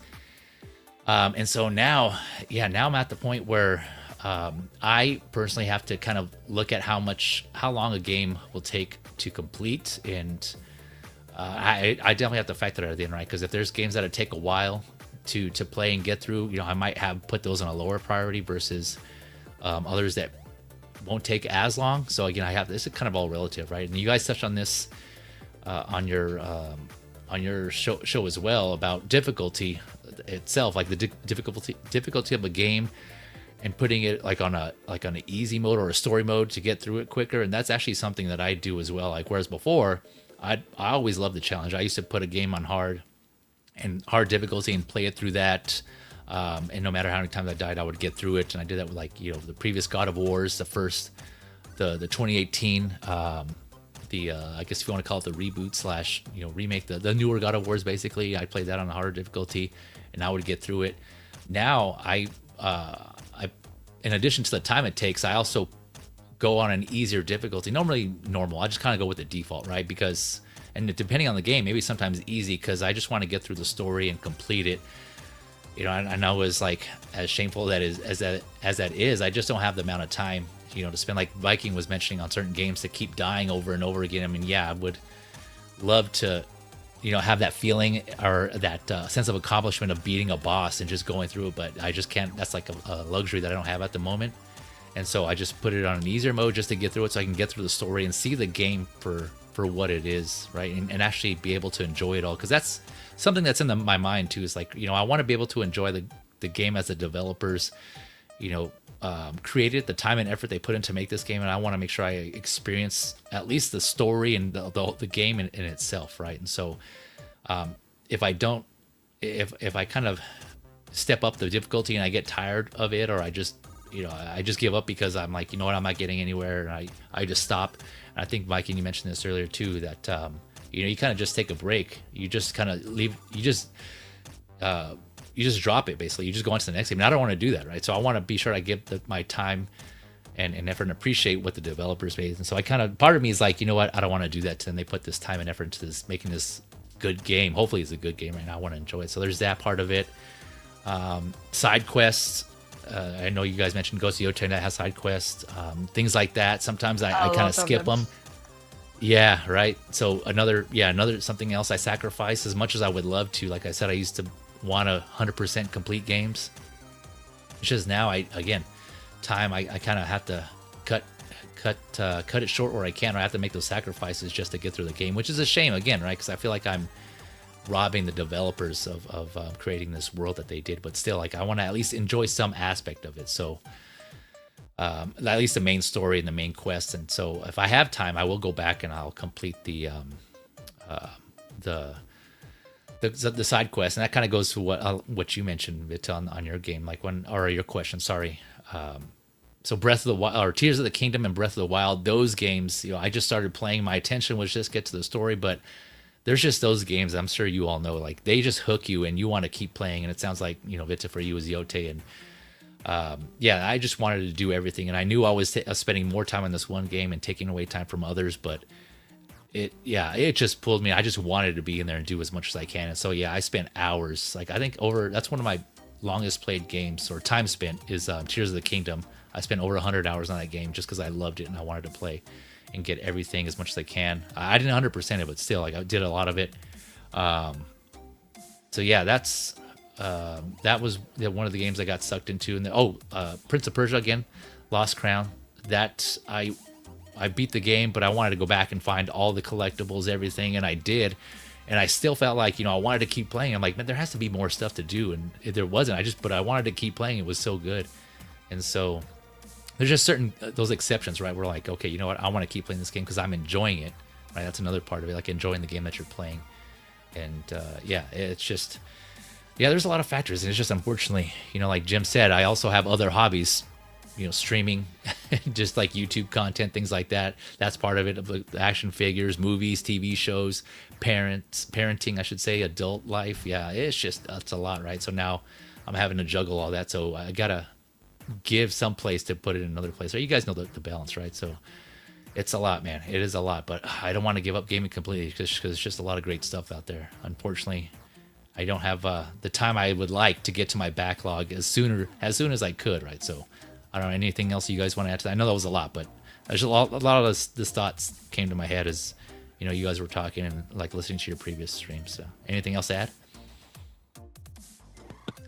I think you nailed it. I feel like we all feel pretty much the same way when it comes to playing games nowadays, being older and having more life responsibilities, and you just don't have the time to fit in the games that you do. But yeah, you're totally right. We all do have those games that just really, really suck us in. Like for me, I think the last one was Death Stranding 2. Like that, just that world, that story. It's just, I love that game to bits. And there's just a few, like, it does seem though, now I'm thinking about it, it's all the Sony games that I just really get invested in, like the Horizon game. I love those games. Death Stranding, Ghost of Tsushima, Last of Us, like these all God of War. It seems to be all the Sony games that they really focus on this story-driven, massive world with all this lore, and you just can get sucked in and stay there. I was literally just thinking, it's like all my favorite games are that, like pretty much. And then sprinkle it in between those coming out. Then you've got the survival horror games like Dead Space and Chronos and Resident Evil. Days Gone as well, didn't you? Yeah, Days. Yeah, I think all of the Sony PlayStation games that they do, like Days Gone, I played all of that, finished it. The story was great. The gameplay was great. Yeah, more people need to play that game because I don't think it got enough. I don't think it got enough love. Truly. Oh, I totally agree. That it was just such a unique take on a zombie game, I think, and it was just so much fun. Like if you've played it, then like the fact that you could go, right, well, they're going to come from that direction. So if I lay a bunch of traps around this bit and then just watch them all blow up it was just so fun doing that. And then you go, oh crap, now I've got no ammo, and then you just got to leg it because they're all chasing you. Get back on the bike and run, dude. Run as quickly as you can. Stressful. Because they're just gonna... Victor's like, no thank you. I tried playing it. I was like, no, too stressful. I like to be in control and see my enemies and fight them with a gun or katana, And like you mentioned, Peter, that you spent like over 100 hours on the Zelda game. I actually completed the Ghost of Yotei in like 60 hours. And nice. I didn't complete the 100%. And Jim was playing today, and I don't know what I was doing. And I looked at the screen. I was like, "Where are you? I don't recognize this." And I was like, "Open the map. Show me where you are." He shows like, "Oh," I was like, "I didn't find this place." He was like, "Oh, you sure you was distracted enough then to go like and visit all the places?" But honestly, like I said on our stream on Thursday as well, I want like him to start playing it so I can speak to somebody about it. And he literally was saying to me, like, "Oh, I see now how easily you can get distracted from your main story because there's just so many things pulling you all different ways." And now I'm like sitting here like, oh, I want to replay it now because I didn't finish it. I didn't find like this like a little side quest. And I was really trying actually to get to all the side quests because I really enjoyed. And as I said, once I finish the main story, like I lose interest to go and do them as well. It's just because like you have everything unlocked, you see everything, and there's no stories, just like you with all your abilities and with everything. And for me, like it's not interesting. I like that progression and I like that difficulty, like going through it. So it's like, now I'm like annoyed. It's like I don't want to watch you play anymore. It's like I'm gonna see more things I missed. I don't want that. Isn't that a good feeling though? Like when you realize like, oh damn, there's like more, kind of similar again to Tears of the Kingdom, Breath of the Wild, right? Where like you can they literally just explore wherever and you can go wherever you want. It's like one of the things I love about that game, and just like games like that in general, just exploring, you go on your own path. And there's like somewhat of a path you could follow, but and when you see somebody else playing the game and you find out areas that there weren't before, that just tells you like, oh, there's still more to explore that I haven't come across. And it's just like, I'm sure you probably want to go back into it and you want to jump on that game when Jim's not playing. For me, it's I get like an game envy. So like he's replaying it and I'm envious. So I was like, I want to play it. I want to play it. I want to experience it again. You want to keep playing, so great. right? You just have that feeling, exactly. Yeah, were you gonna say Viking? I was just to say I'm very similar to Vita, that the fact that once I finish a story, usually I'm out unless I'm really, really interested. But there's been a couple of games recently, like Chronos. The moment I finished that game, and with that ending, it's like it's not the ending, and you have to play it again. And it was the same for Silent Hill F as well. When I finished that, I was like, it doesn't feel like the end, but I don't really want to play it again. And then Jim was like, no, you need to play it again. Like, jump straight back in. You need to play, and it really is. It's there's some of these games now that it's almost like you have to play more than once to even get the full story. And especially with Silent Hill F, I was saying with to Jim, I was like, that game needed a word or a sentence saying this is not the end of the story. You need to play it again, because the story does continue like completely in the second playthrough, and things are changing and things are different. It's like, I feel like if they're going to do that more often, they really need to like make it really clear, because if Jim didn't say play it again, I would have left that, and I would have been just very much like, oh, that ending was very sort of okay, it didn't do too much for me. But playing it again and seeing new things and seeing the story unfold even more, I'm like, oh, okay, that makes a lot more sense now, and it's hitting with me a lot more this time, going through the second. And the same with Chronos as well, going through that again and having that, and the way that ends to then link into the next playthrough, it's so different and so unique. And it does seem to be happening more and more often now, where the end isn't the end, and you really do need to start replaying these games. Yeah, it's kind of like it's true, like the multiple endings aspect of it, and kind of like having to look up after, or even before you go see a movie, to see if there's any post-credit scenes or mid-credit scenes like that. You want to make sure you get everything, so you have to now go and look it up and make sure. That's actually the difference for me, right? If I play through a game, and kind of going back to Vita's question, if I go and play through the game and then I find out there's either like an alternate ending, again, this is kind of the point at the point where I'm at now with gaming, is like, if I have to play through the whole story again, I'm better off just like watching a video or something on YouTube, or if there's like I'm also not want to go back and play it like on what do they call it, like extra plus, those extra plus modes where they make it slightly harder again, like just because I don't need to play it again. I've already played through the main story, like you guys were saying, and so I'm good. But again, if there's side quests that I still can do and I haven't played and I still want to be within that world or continue playing that game, then after I complete the main story quest, then I'll go back and do all the side quests that I didn't do, just so I can keep getting that feeling, or that game. What do you call it? Like that part of that, feed that addiction, right? Of wanting more. Like, I need more. And so again, I always use that Prince of Persia: Lost Crown, because that's the last one I played where I felt like that. So that's kind of, every time I play the Red Dead Redemption, I still go for the same ending. I cannot make myself to be a bad guy, and I always go for my sunrise, die alone, with the validation. I cannot make myself to be a bad guy, just no. Can't lower that honor, at all. No. Gotta be, My honor now goes so high up from beginning of the game if I replay it. It's crazy. Like, I end up with so much money and everything. I just give things for everyone. I just bring morale up in the camp. I was like, yes, guys, let's go forward. I'm a nice guy. And that's another game that you could play over again, because there's so much they put in Red Dead Redemption 2. There's just little bits and little stories here and there little side quests for everything, and it was all just it was a beautiful game. It's just you're going to a different point, and someone says, "Hey, mister," and you're like, "Yes." Who's that? Where are you? One of the best scenes in that game, you miss it as well. It's the scene with the nurse at the train station. So when Vita played it, I was like, oh, when you get to a certain point, you need to do all these stories with the nurse, because I missed it on my first playthrough and I saw it afterwards. And I was like, that scene's one of the best scenes in the entire game. It's so emotionally charged, and it's such a good moment. Well, not a good moment, but such a great moment for Arthur. And I was just like, you need to do it. And I think you found the nurse and you did all that. That was a really good scene, that bit.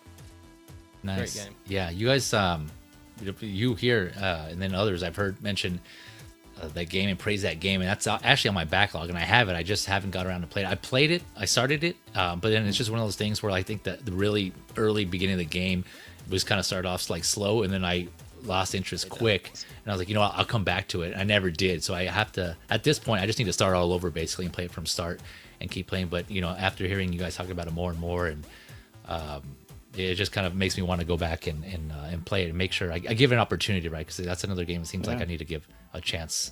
So yeah, man, play it when you can, dude, because that game is just amazing. Yeah, that's you guys. You're praising. It's still I keep my hearing that. favorite game today. Like, look at that. See, like the best of the best for me. Yeah. Wow. Oh, Okay. Yeah, that's what I'm hearing. Yeah. So I definitely need to make that higher a priority, I guess, there, and put that higher on my list.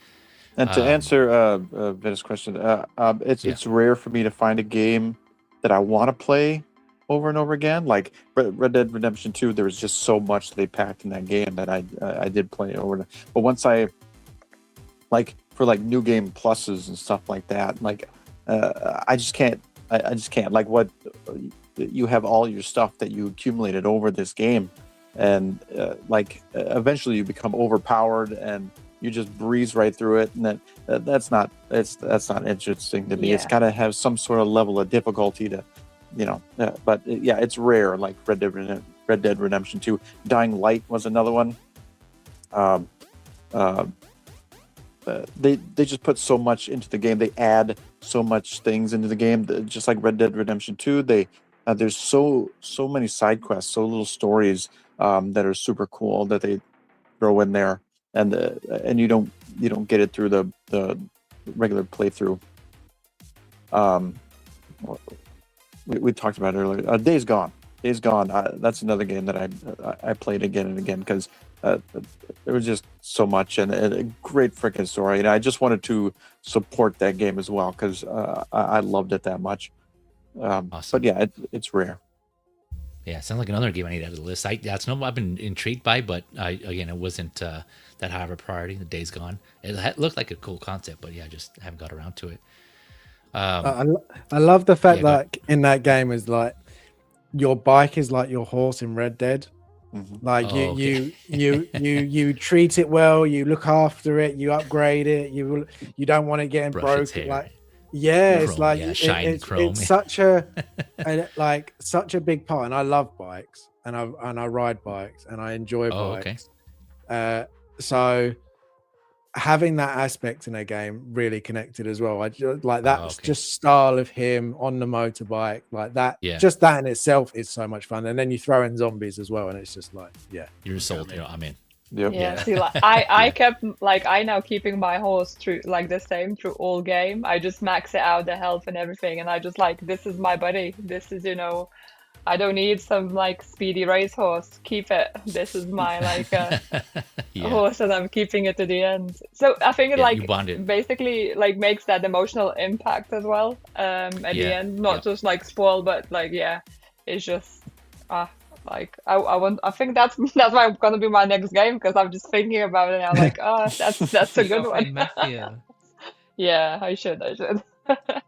You'll get through Mafia really quickly and then jump through onto Red Dead. She will. She'll race through it. Yeah.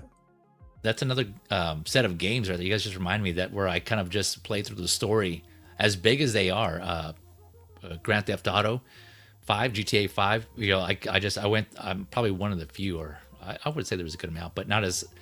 I kind of went the route of just going through and completing the story, which was actually pretty cool. I like the variation there, but I know a lot of people just kind of go in the sandbox and just do everything else. But again, that game is just so big, and it sounds like, from what I understand, Red Dead Redemption 2 is the same way. It's just so big, right? You can do so much. It's just easy to spend so many hours in that game, and so I'm like, I need to focus and just get through the story. So when I play it, that's what I'm going to do. But there's some side quests that come up that are interesting. I may kind of veer off the path there, but I'm going to try to remain disciplined and get through that game just so I can play it through at least. We got 6 Scale Mafia in the chat. Thank you for coming through, Mafia. Hope you're doing well. Saying stayed up all night when MK Mortal Kombat came out on the Sega Genesis. Apparently the best game is Mortal Kombat on Sega Genesis, by the way. So I've heard. Yeah, it says ABACABB blood code. Yeah, man. I didn't. Nice. Yeah, the blood code. I was jealous of the Genesis players because I was Nintendo, Super Nintendo, and I know they had the blood code on the Genesis. But yeah, speaking of codes, man, I know some people relate to this and have done this too. But I was one of those kids who would go every time I would go to the grocery store with my mom. She would go out and get things she would need to. I would go straight to the magazine aisle, equipped with my pen and paper, and start copying codes from like Chips and Tricks magazines or like EGM, and just get all the games I want to get. And it's just funny, like thinking back now, I can just like, the other people walking down the aisle, they just kind of turn the aisle and they see a little kid there on the floor writing codes and like a notepad or a little piece of paper. A piece of paper. Sometimes it would just be a piece of paper. I would just take those down, and yeah, man. Oh man, classic. Those are the days. Now we have internet. Those were the days, man. Right? Now you just go to Google. Yeah, exactly. It's so convenient. Yeah. But it's the same, like, again, when I was trying to make Jim play Mario Bros. It's like, no, I was like, stop here and jump in the air. It's like, it's nothing there. It's like, there is, it's a hidden mushroom. It's like, you're gonna get an extra life. It's like, how do you know this? I was like, yeah, I played it too much when I was a kid. Remember that stuff. It sticks with you. That's the stuff that sticks with you. Yeah, I used to play, like, right so much. Yeah. Yeah.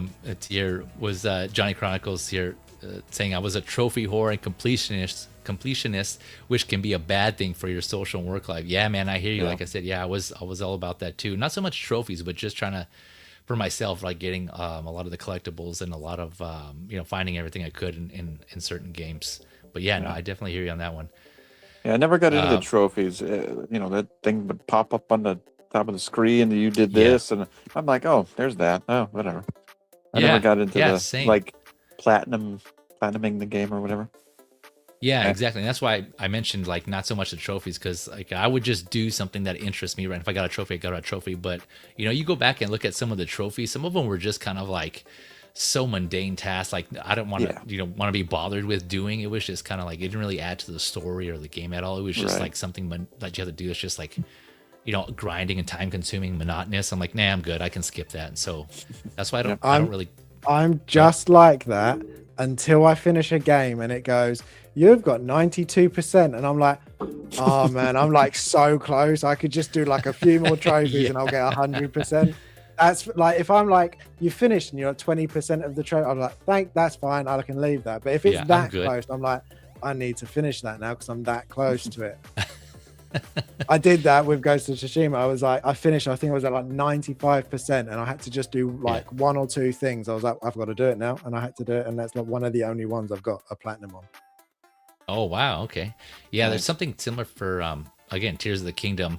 You have to find, I think it was like 100, I believe it was, like Korok seeds, and they're just hidden throughout the world. And it was just like, and I kind of either overheard or Googled what you get if you collect them all, and it wasn't even anything worthwhile. I think it was just like a special like golden Korok or something like that. So it was kind of like, what, that's not worth my time. That's another thing too. If it's like, if the game or the developers, they don't respect your time with the fact that you decide to spend your time doing something like collecting things like that, and it's just like something minor, I'm just like, I'm good then. I mean, others may enjoy that, but just for the sake of collecting them. But I was like, I don't need to go through all that. So, I'm kind of with you guys there. It's just like, depending on what it is, I usually just skip it. Mm-hmm. I do agree with that though. Like, you see that percentage and you're that close. It's like you do. Like, I go back and like, I might as well because I enjoy them that much. You're so close. I mean, you're like, might as well do that. Johnny Chronicles asking here, real quick here, how do you guys feel about 2 to 4 player co-op games like Borderlands and Resident Evil 5? My quick take is I actually haven't played those. I do enjoy 2-player couch co-op games. I've mentioned before in other streams. I really enjoyed It Takes Two. I played that with my wife, and I'm now playing with my kids. Really fun game.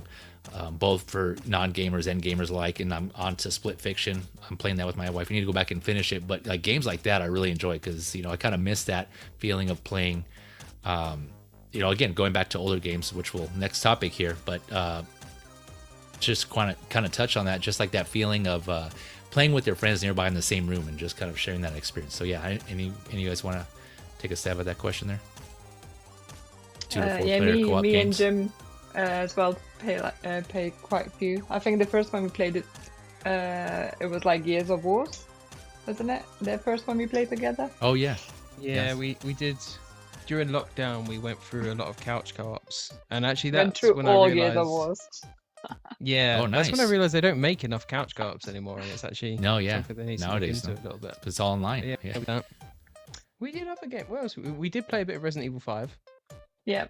Well, I guess it I doesn't tried to have get to you be. into Halo, but you were like, nah. Yeah, at the time I see that's what I was saying with that like First person futuristic and the futuristic side. Sometimes it just doesn't click with me. Because what was that other one? Where she has like a thing on her face and it's all like holograms and things.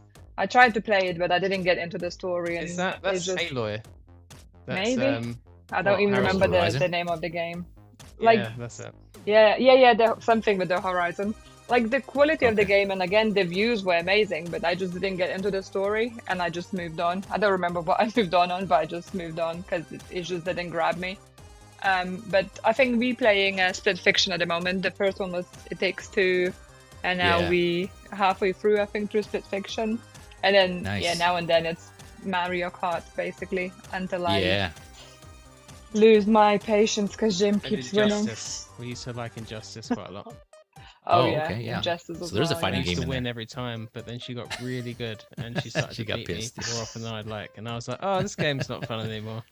Yeah. Yeah. After a while of losing, you kind of get over it. Like, yeah, okay. It's up next. Yeah, he Yeah, has what about Mario you? Kart. I got Injustice, you know. too. Yeah. Yeah.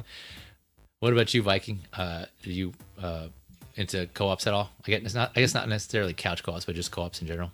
To Johnny's Yeah, question. no, I do. I used to play, especially when I was younger. I used to play with every co-op game with my brother. We would look and go, right, what ones are co-op? Army of Two comes to mind. Love that game for a co-op. That was really good fun. Gears of War, really good. Zombies, like World War. That was really good. Not so much now. The kids are only just getting to the age now where they can play a game successfully, and now even my son is getting really good, so I could definitely play with them now. But they're like you've said a bunch of ones that do sound really good, and I've seen some of them and I've heard they're really good. One that did catch my attention recently, I think just came out. I think it's called like Reanimal, but it's a horror one, and that That looks looks awesome. yeah, that That's really good. they don't normally grab my attention as much, but that because that's horror, I was like, oh, that looks really creepy, and that would be quite fun to give a go. It's Xbox Game Pass, so I downloaded I would- that, so I'll let you know. I would love to see you two play that, especially just seeing Victor like, I don't want to I was move. about to I say, don't just wanna to move. see me shouting and screaming, we should right? totally do that and stream it. That'd be hilarious. It would be so fun. Yeah, that would be fun. Camera's gonna be I just would- on Jim. You just can't hear me, then that's it. Yeah. Just to hear you screaming, run out of the room. Exactly. It screams in the background. This could be our next Yeah. live stream. I guys. probably would just close my eyes and press buttons. Yeah. You can't tell if the screams are coming from the game or from it. Yeah. That'd be fun. Yeah, exactly. Blue, what about you? Anything you want to add to that, to co-op games in general? Are you a fan of them or no? Oh, you're muted. I think. Well, no, it shows you're not muted, but I can't hear you. Oh, No, I think can't so. Well, hear. I can't hear him. yeah, he'll work on that. While he's working on that, another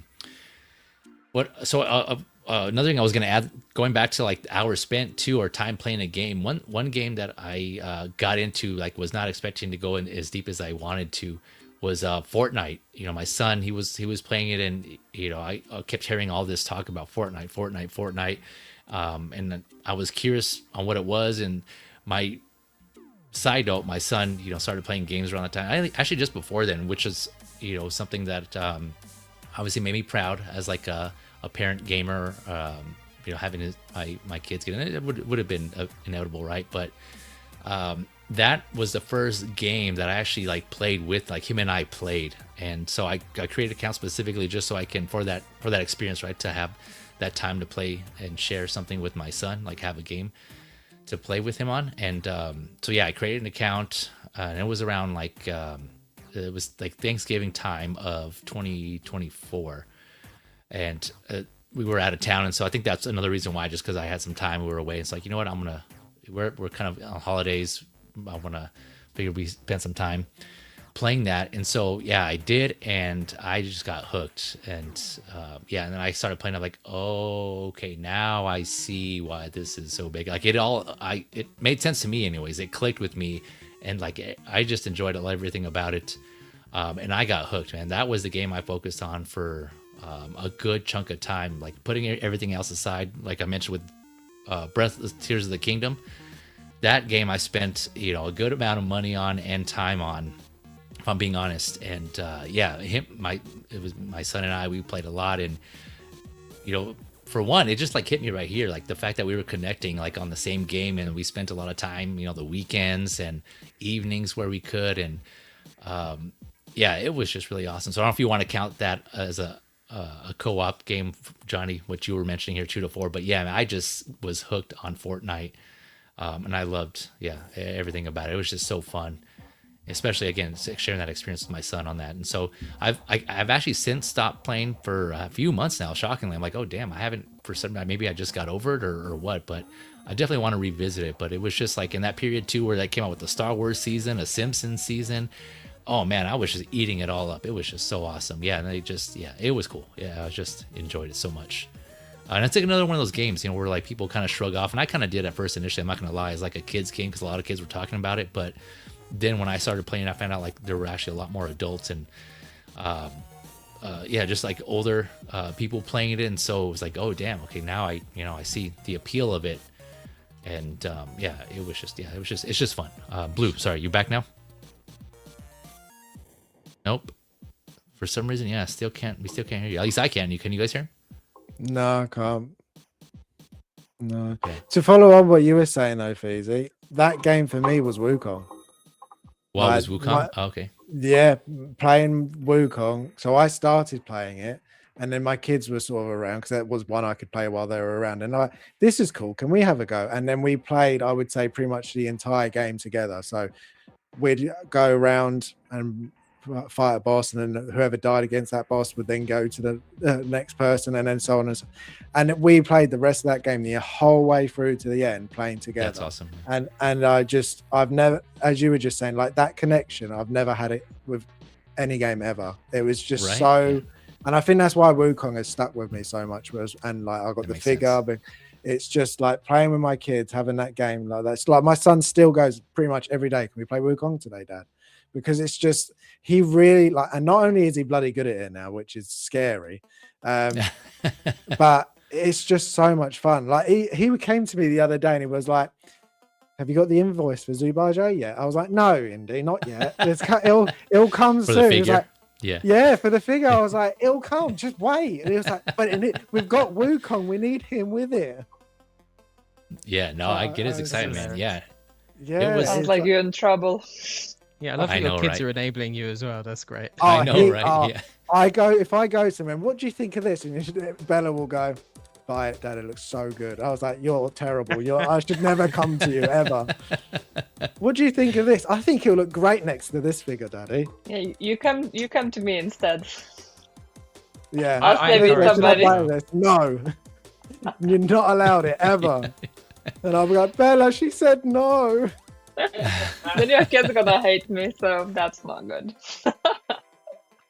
Yeah, there was an actual moment there, where again, staying on the topic with like playing with my son, he was where I actually got teary eyed because just like one of the, before I had kids, that was always a moment I looked forward to as a gamer myself. I just like the day when I'm gonna have kids and then we get to play, and years later, fast forward to years later when that actually time came, and like remembering that, kind of reminiscing on that thought, and just kind of taking a step back and looking at him and I playing, and it actually brought a tear to my eye. It was just really, really awesome, like wholesome moment there.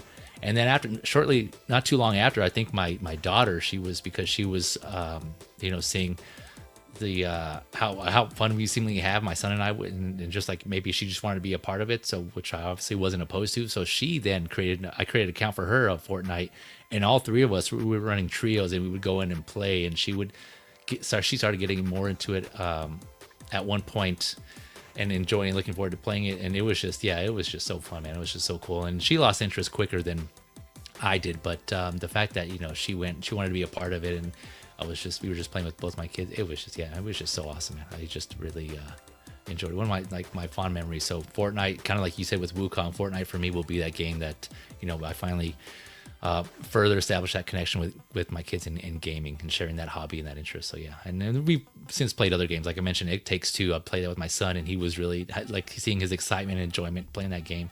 It was just really awesome. And like I already had played it before that, but to go through it with him was really cool. But looks like we got Blue back. Blue, how's it going now? Can you hear me now? There it is. Yeah. There you go. Yeah. The StreamYard, I guess. Anyway. Co-op games. Yeah, sorry. What was your take on co-op games? Yeah, I think the last co-op game I played was Double Dash, Mario Kart. Oh, Mario Kart. Yeah. Yeah, we used to play the crap out of that game. The game was the best Mario Kart. But other than that, I don't usually play co-op games. It's usually like online. I'll play with my brother and my sister, and nothing really couch co-op. So. Yeah. Okay. No, that's fair. I gotcha. Yeah. To add to that point, right? The online and multiplayer. Yeah, I'm with most of you all here. Like I tend to go to story-driven, single-player focused games, and I hardly play any of those like online multiplayer. So I don't really play Call of Duty. Here and there, I'll play with my gaming friends or just my friends in general. Like I'll play with them like Fortnite.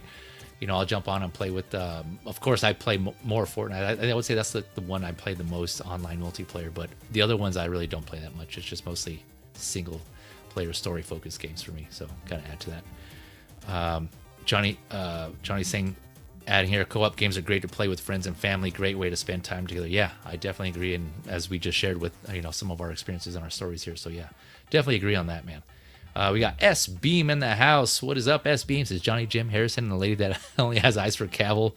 Hope you're all doing well. Yeah, thanks for coming through, S Beam. Yeah, appreciate it. Yeah, also I know he's also a big fan of Red Dead Redemption 2, so he's also a gamer as well, and he's another one that vouches for and praises Red Dead Redemption 2, one of his favorite games, also I believe. So yeah, that's another reason why I need to go back and play because I have so much. I think he has all like the figures as well released. So I always I know when SBeam is on the stream that I'm always gonna have a backup with Red Dead. So. yeah, I got one of them, but not all of them. I just because it's a cowboy figure. That's how I see it. But I'm sure when I play the game, I'll have more appreciation for the Arthur Morgan or the not Arthur Morgan third party game. I still got to get Micah. My brother got Micah. Or not Micah, but I still got to get that one too. Yeah, they make some good ones, man. There's some good ones out there.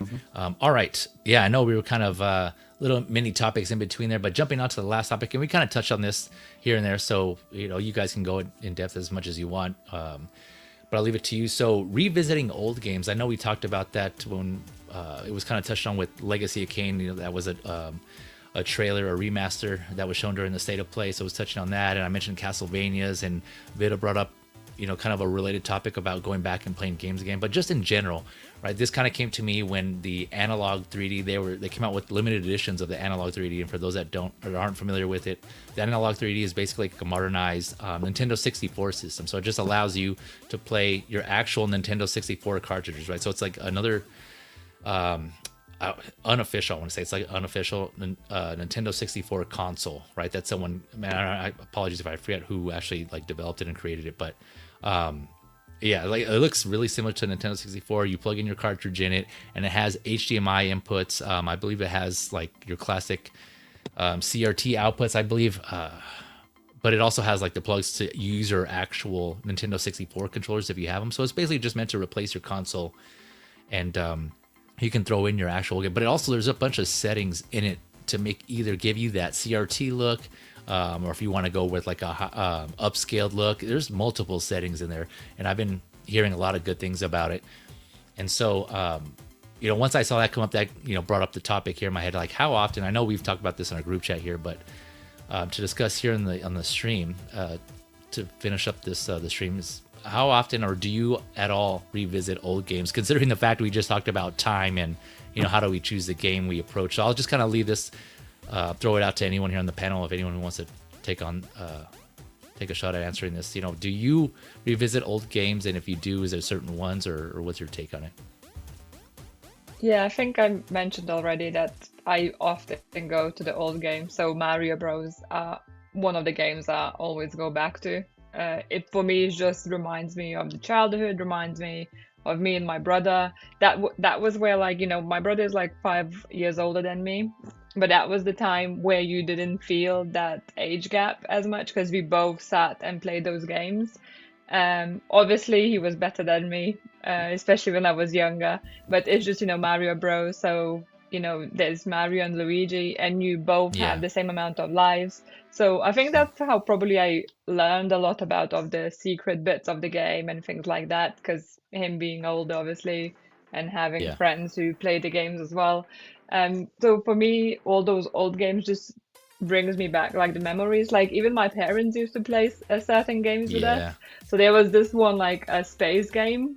I don't remember actually how it's called, but like, you literally like go with the rocket and you shoot whatever comes your way. And then my dad, I remember, loved like the ping pong game as well. And sometimes it used to be like, Dad, you're an adult, why are you playing the game? Like, go do some adult stuff. We want to play the game. Shaming him, yeah. So sometimes, I love to go back to those games. And as I mentioned before, like Red Dead Redemption is one of the games I keep going and replaying, no matter the time. Because sometimes I rather go and replay the game I enjoy than pick up the story I don't enjoy, and just I feel like I'm wasting my time on it. And sometimes, when a lot of time goes by, you don't remember all the details of the game. And as Blue said as well, I haven't finished, for example, the Red Dead 100% any time I played it yet, just because there's so much. Because one time, maybe you finish one side thing, but you don't come across the other one, or you just skip that one because, like, oh, I remember this one. And it's just, the time passes, the story is sometimes mixed between different games, and I enjoy going back to it. For me it's nice thing to do, because newer, it's not always better. So sometimes good old games are the best, even if Jim can't play the Mario Bros. But something I have to do on my own. You gotta educate him. Like, teach him the ways. I'm trying to, but I have no patience. Honestly, people say like Souls games are difficult. The original Marios and games like that, those are difficult games to beat. 100%. They're much tougher than any Souls game. Oh, you think so? Huh? That's challenging. 100%. They're more brutal in like many ways. Like Souls, you will die, but you can like respawn and go again. Some of these games, you die, and that's it. You start from the beginning. Yeah. And I'm just Jim was playing Mario first time, and he ran out of time in the first level, and I was like, "What are you doing?" He was like, "What is the timer going?" I was like, "Yes." He's like, "How am I meant to get everything?" It's like so stressful. Yeah. And then the music goes faster, and then like intimidates you, and you're like, I need to get to the end. Yeah. Love it.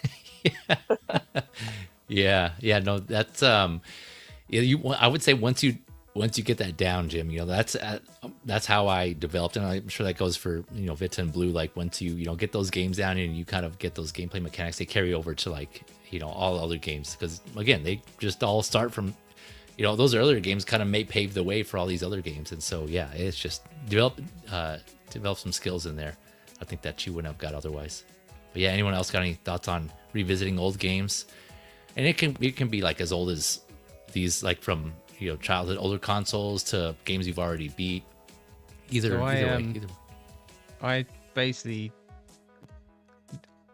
I'm like nostalgic for PS1 games mostly, so I'm actually excited for the Rayman that they announced on State of Play. So that's quite interesting. So games like that, I'd happily revisit them, replay them. But then I've kind of mentioned it already before, but Resident Evil, especially like on the PS5 right now, I have Resident Evil 3 and Resident Evil 2 just loaded on there because I know I'm going to want to play them. And I probably replay a Resident Evil game at least 3 or 4 times a year, if not more. And it'll be different ones. Like the original ones, I couldn't even tell you how many times I beat. Village, I've only beaten probably about 4 or 5 times. So like those games, I'll go a bit mad for, and I'll just read the hell out of them. I just find them really replayable. I don't know why. It's just like especially things that you can speed run. Now I'm not a speed runner, and I don't really do that, but like you kind of work out routes and ways to get through things, and you kind of like master the game, and it's kind of like really satisfying to be able to do that.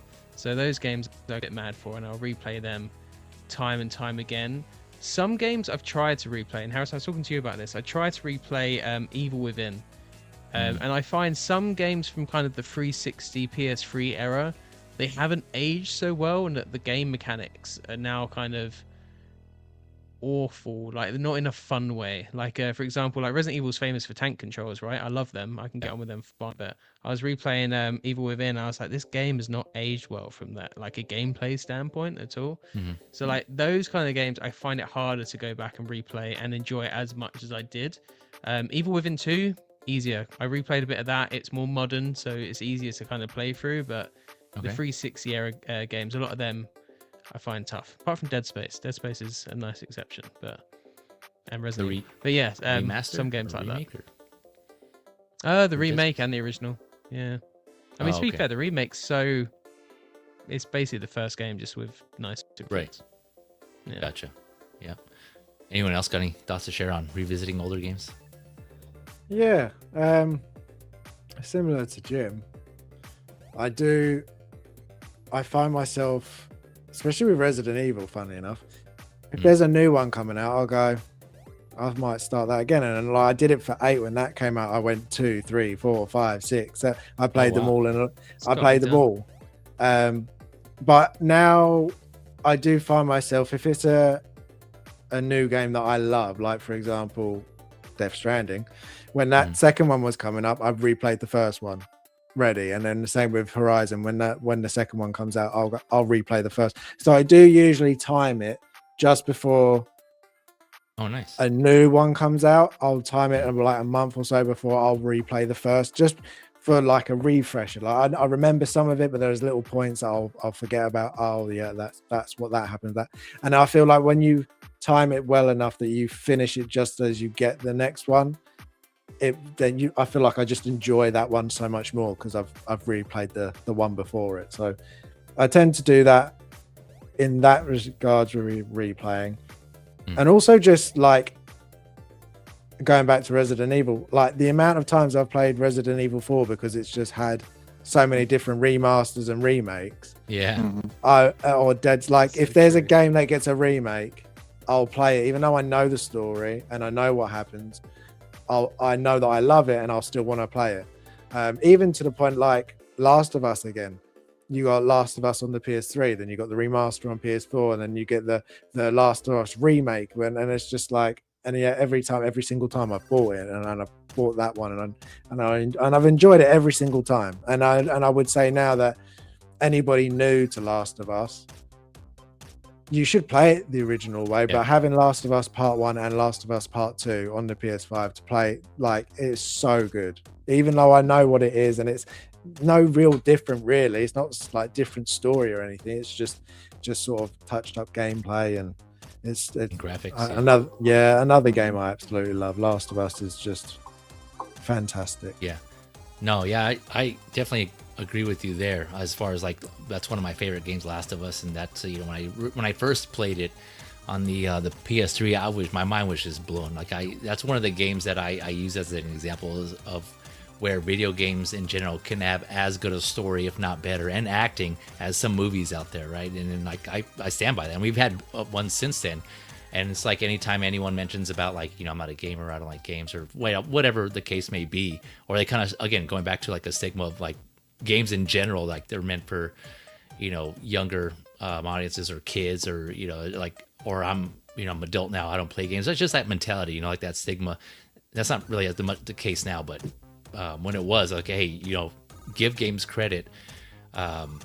They can be really well written, well told stories, and then obviously they made it. We all know they made a show out of it, right? And so whether you feel like the show is better or not, My opinion, I don't think it is. I think the game still holds better story wise and acting wise, but still, I appreciate it for what it was. It's like one of those ones, like, you know, I hope they would make a show out of this so at least people can enjoy and experience the story, and they did. And so it's like a lot more people got to that. So yeah, I was just you're seeing that happen more and more now, aren't they? Where you're just like, they're making shows and movies of these games because the stories in these games are some of the best stories around. Like, not just in video games, but in media in general, that they're just so compelling. And you can just see it from, like, you're getting Fallout and you're getting God of War and Last of Us, and they're going to all these games that we know the story is amazing. And I feel like the people where that you read the book and you go, oh well, the film's never going to be as good as the book. The book's amazing, and we're the same with the game. As soon as they went Last of Us, it's like you're not going to be able to capture what they did in the game. And I enjoyed the show. I like the show because I love Last of Us, but it's not even remotely close to how good those games are, in my opinion. Like they captured some of it. Season 2, part 2, while a lot of people dislike Last of Us Part 2, the story in that is just insanely good. I feel I was one of the people straight away. I was on board with the Abby side of it and the Ellie side of it, and then the parallels and stuff. I loved all of that. Same. I really enjoyed that. So to see what they did with the second season, while it's not terrible, I wouldn't say it's awful, it's just not like, I just feel like no actor could come close to what Ellie is in that game. She is just she's a phenomenal character, and that's kind of what I'm worried about with God of War coming up. Is I just feel like Kratos is such an insanely, especially going from the originals to now the newer ones, and you're seeing his growth and seeing him become a parent again, and it's just like the performances these actors can give. I don't think they get nearly enough credit. They really don't. I agree. Just because it's in a video game, it's exactly like watching. I don't know if any of you guys do it, but watching some of the behind the scenes, especially like Last of Us with Troy Baker doing Joel, it's insane. Like he's such a talented actor, and I wouldn't even say voice actor. He is just such a talented actor. Yeah, he is incredible. The roles he does between Joel, like even Joker, his Joker's amazing. I love his Joker in Origin. It's just I just think these games are Jones as well, to be fair. It really just job. blows you away. It does, blows you away. Take into account, like, they're kind of using very minimal, like when they do their mocap and their scenes, they have all these dots on their face and they're covered like in these suits. It's like they have, I would say it's even more challenging because they just have to go solely off of what they're seeing in their head and how that scene is playing out. So I definitely agree. They're not getting enough credit, man. Like they're killing it, and they need to be noticed, definitely more and more recognized. And here, real quick, Johnny Chronicles, I was going to touch on this too. He says Uncharted movie was terrible, Harrison, and so that's another reason why I brought up Last of Us as an example, right? Because before that, and nothing else coming to mind, but most of the time, video game adaptations to movies were not really well done, right? They were usually like some decisions made like by the execs or whoever thinking of what it should be, as opposed to staying true to the source material. And I think that became like a running joke, right? Where it's just like we all kind of expected at that point for video game or movie adaptations of a video game not to really be that great, and was typically the case. I can't think of anything outstanding outside of that, with an exception. But I think it wasn't until Last of Us, until I started doing shows. Now, granted, some of the shows aren't as good either, but still, like, it seems like the shows are kind of more true to the source material than the movies are. Would you guys agree with that? I think so. I think it's just a case of, though, it's just like, for me anyway, when the games are just that good, you just can't get close. Yeah, you just can't capture what it is in the game. So then nothing just I think it's the same, like you said, like, with the books and the movies. I feel like obviously because the movies and TV shows cost like more money, and they are much more profit driven, and just like in the scale of how much it costs the production, I feel like it's quite larger than the game production and such. So I think they just can't fit all the detail, And in a game, you can spend that time on the detail, or you can concentrate on something what you value more than where maybe the producer or the writer didn't think as impactful for them, or they didn't think the people would find that impactful. But for you personally, when you play the game, you probably just saw that in completely different eyes. It's the same, like at school you have to write an essay. The teacher grades you because no, it should be that way, but you understand it and see it through your eyes and through your mind. So I feel like it's a bit like that, everyone has their own interpretation. So I feel like the games, like books, they just let your fantasy, your imagination to run wild, and you have a better experience of it. Because at the end of the day, the movies and TV shows are somebody else's imagination. It's not yours. So I feel, that's why very often we get disappointed by the TV shows and such. Yeah. To be fair, though, it's actually on that point, I did not just remember, I should have got this earlier, but I think that's also what really helped The Last of Us, right, become as good as it was, because you have Neil Druckmann, who was also, he created and directed the game. He also went on to, I forget how fully involved he was, but I know he was a big part of the show itself. And so I think that was why at least the first season was able to remain as true as it was to the source material. So like that definitely helps. Yeah, but again, I think that's probably one of the exceptions as of now. For the most part, it seems like, what you're saying, Vita, it's like that's the case. You have someone else's creative vision taking or interpreting something differently from what the game was trying to convey. And so, that's usually where the disconnect is. They're not, the game and the movie, the creators of those two aren't on the same page, or they have their differences or whatever it is. I don't know. And it isn't, it ends up not working well. But, okay, as far as, sorry, I know that was a good it was a tangent, but a good one though. That was a good discussion there. But revisiting older games, so I already touched on this before about picking and choosing, and going back to my point about the analog 3D, right, the limited edition console. Well, I mean, they have the standard version, but they had like limited edition colors, I should say. I ended up passing on it, although I was really excited to get one. My reasoning being, like, if something happens to my actual Nintendo 64 console, that I would have that to go back to. And plus, if I wanted to play games on my like modern TVs, I have that capability now, and that'll up-res it or upscale it, and apparently it does a great job as well. And I would like having that option. So like I mentioned earlier, like Johnny Chronicles in the chat, I also have all my consoles from not Nintendo. Unfortunately, I sold that a while ago, but from Super Nintendo onwards, all the consoles I've owned, I kept, and I still have. Some of them I was gifted that I didn't have. Like, I ended up getting a GameCube later, and an Xbox, I think a 360, I want to believe. I believe I didn't own those. I didn't purchase those, but I was given way later. So I have that in my collection. Didn't get a Dreamcast. I don't have actually any of the Sega consoles. But yeah, mostly PlayStation, Nintendo based. And except for the Wii U, I don't have the Wii U, but yeah, so I have them all. And I kept all those. And so this kind of ties, I say all that to kind of tie into my revisiting older games. As much as I would like to go back and play some of those games, it's just, honestly, I have to be honest with myself and to you all. I'm sure you kind of all face this too. I just don't have the time. And it's just like, and that's why I passed on that analog 3D. It's like, realistically, I'll get it and it'll just sit there. It'll collect dust. Like some of my consoles that I have now, as much as I want to go back and replay Ocarina of Time, because was my favorite Zelda game. Now it's Tears of the Kingdom, but still I'd like to go play that. And some other games on 64 and just other games on Super Nintendo. I still have my Super Nintendo and some classic games for that. I got the NES Mini though, the Mini that has like a collection of games on there. So I got that. Oh, yep. Yeah, I haven't replayed that.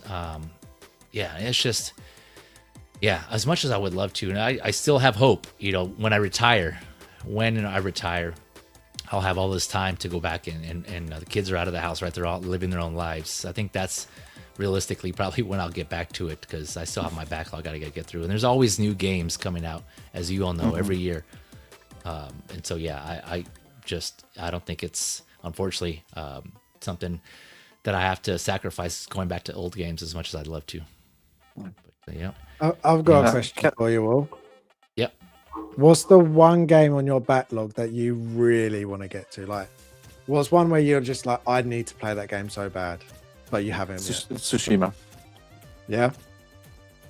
It was, that- I think I mentioned this. It's Red worth it, Dead yeah. Redemption 2 for sure, and then actually Wukong. That's another one where I started playing, and for some reason, like it didn't like grab me as much, so I dropped off of it. But I need to go back and play that one. So those two games for me. Yeah, for me it's The Last of Us 2. I finished the first part and then kind of got hooked. But I had like some exams going on and such, so I didn't get the Last of Us 2 yet. Oh. And then in the meantime I was like, oh, while I'm waiting, I'm just gonna try this Ghost of Tsushima. And then boy was I gripped in, and I literally I had quite like a week or like majority of the December I had off basically from work, because I just had like accumulated the holidays I didn't use, and I just spent all of December completing that game basically. And then Jim got me a Ghost of Yoti straight away, so I was like, it's just done. So I still need to go back to The Last of Us 2.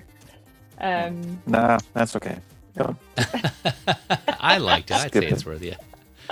It's no. Yeah, Jim wasn't pushing me too hard on The Last of Us 2. On the first one, he was like, you need to play it. On the second one, there's no much encouragement, so I'm like, okay, maybe just- another You one. just enjoy that first one. Just Story enjoy the elements. first one. That's all You need. should play The the second game's one. amazing in Yeah. many ways, though. It is amazing. It's It- just yeah. it's Gameplay great. is- As a game, it is really fun. Really fun. But the story choices were questionable in some areas. Yeah. I'd be interested to much see so. how you think, what you feel about it, Vita, coming into it later. Yeah, but it's scary. I mean, she really knows what's Hard. going to happen, though. Yeah, but Yeah, I was gonna ask. Yeah, you've still got all that, the Abby's whole story and everything, what she goes on Yeah. and things. Stupid yeah, Abby. which Well, is still I coming up seen right in the Jim next playing season. it. Yeah, like that's the thing. So like I kind of knew already with the TV show as well, because I often watch Jim playing it. Like even today, I was reading my book, but then he was like playing a Ghost of Yoti in front of me, and I was just like sitting there watching. I was like, I know what's You know, it's happening. good. I want to finish my book, so I should read my book. But I'm just like mesmerized because it just looks You're so still cool. drawn by the game. Yeah, Yeah, it's that's just how you know a this- game is good right there. The scenic views and just I just enjoy the story. Yeah. That's awesome. Not Damn, not another one quite that's- as good as Red Dead Redemption. Like for me, there's no game which top that one off, but it's definitely my top 3 now. Probably Red Dead, Ghost of Tsushima, Ghost of Yotei, sharing that space there, because it's like kind of both set in Japan and such, and samurai and like that kind of vibe. So they're Yeah. quite similar, but completely different kind of narratives and like different perspectives. And then The Last of Us probably is going after those 3. And we will see how the Yeah. Wukong treats me. Yeah, Yotei is another game that's in my backlog, but I think that's like after the first 2 I mentioned already, Wukong and Red Dead Redemption 2. I wanted to play Tsushima, but it's just that's how long it's already been. Like Yotei's already out, like the sequel's out, and so I figured I might as well just play that one, right? Because is there any particular reason to go back to Tsushima or something that I can't see? Yeah, on James- YouTube? I wouldn't James' call story it is great. sequel.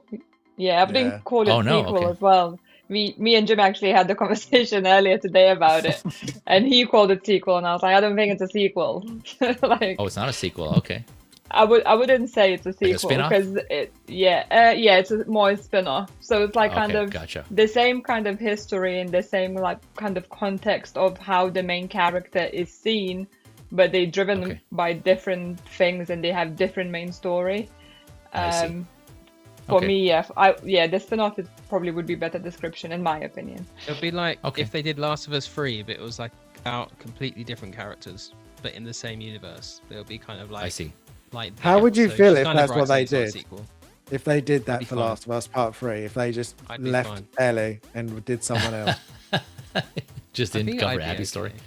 But I Yeah. kind of want to see what Ellie's going to do after that incredible. I kind of just- want to. Yeah, I kind of want to see Ellie in the nicest way possible. I want to see her life up until her death. That's how, because I feel like you Yeah. start with her at such a young age, and you're Don't worry, seeing she'll her get killed off grow. in the next game in the first 10 minutes. So you'll be Yeah, in fine. the first 10 minutes. Yeah, and then Very we're mad. following someone else. Oh, could you imagine? Oh man, I'd almost want them to do it because I'd be like, come on, that's your brand now. yeah. Like Game of Thrones, right? Start to kill people off. Yeah. Yeah, here, Johnny Chronicles is saying, I'm hoping to retire at the end of this year. Nice. And definitely jumping back into my gaming and complete any unfinished games. Yeah, man, that's the dream right there. That's one of the dreams, I should say, for me. Yeah, it sounds like an awesome time. Not to wish my life away, but that does sound really good. Yeah, I know, right? I want to go back to that time where, yeah, I had that point where I had that time to play those games and everything else I want to do. But yeah, something I forgot to mention too. So yeah, Last of Us, that was another good example of me wanting to go back because I haven't replayed it since the first time the original version of it when it came out on PS3. And like you were mentioning, Viking, the multiple iterations and versions that came out afterwards. I've been wanting. That's one of the things I would like to do is play it in like its newest, most current, updated iteration, but I just haven't had an opportunity to. So like, as much as I would love to, it's just like, compared to other stuff I got to play, I don't think it's gonna happen. It's like, man, I don't want to.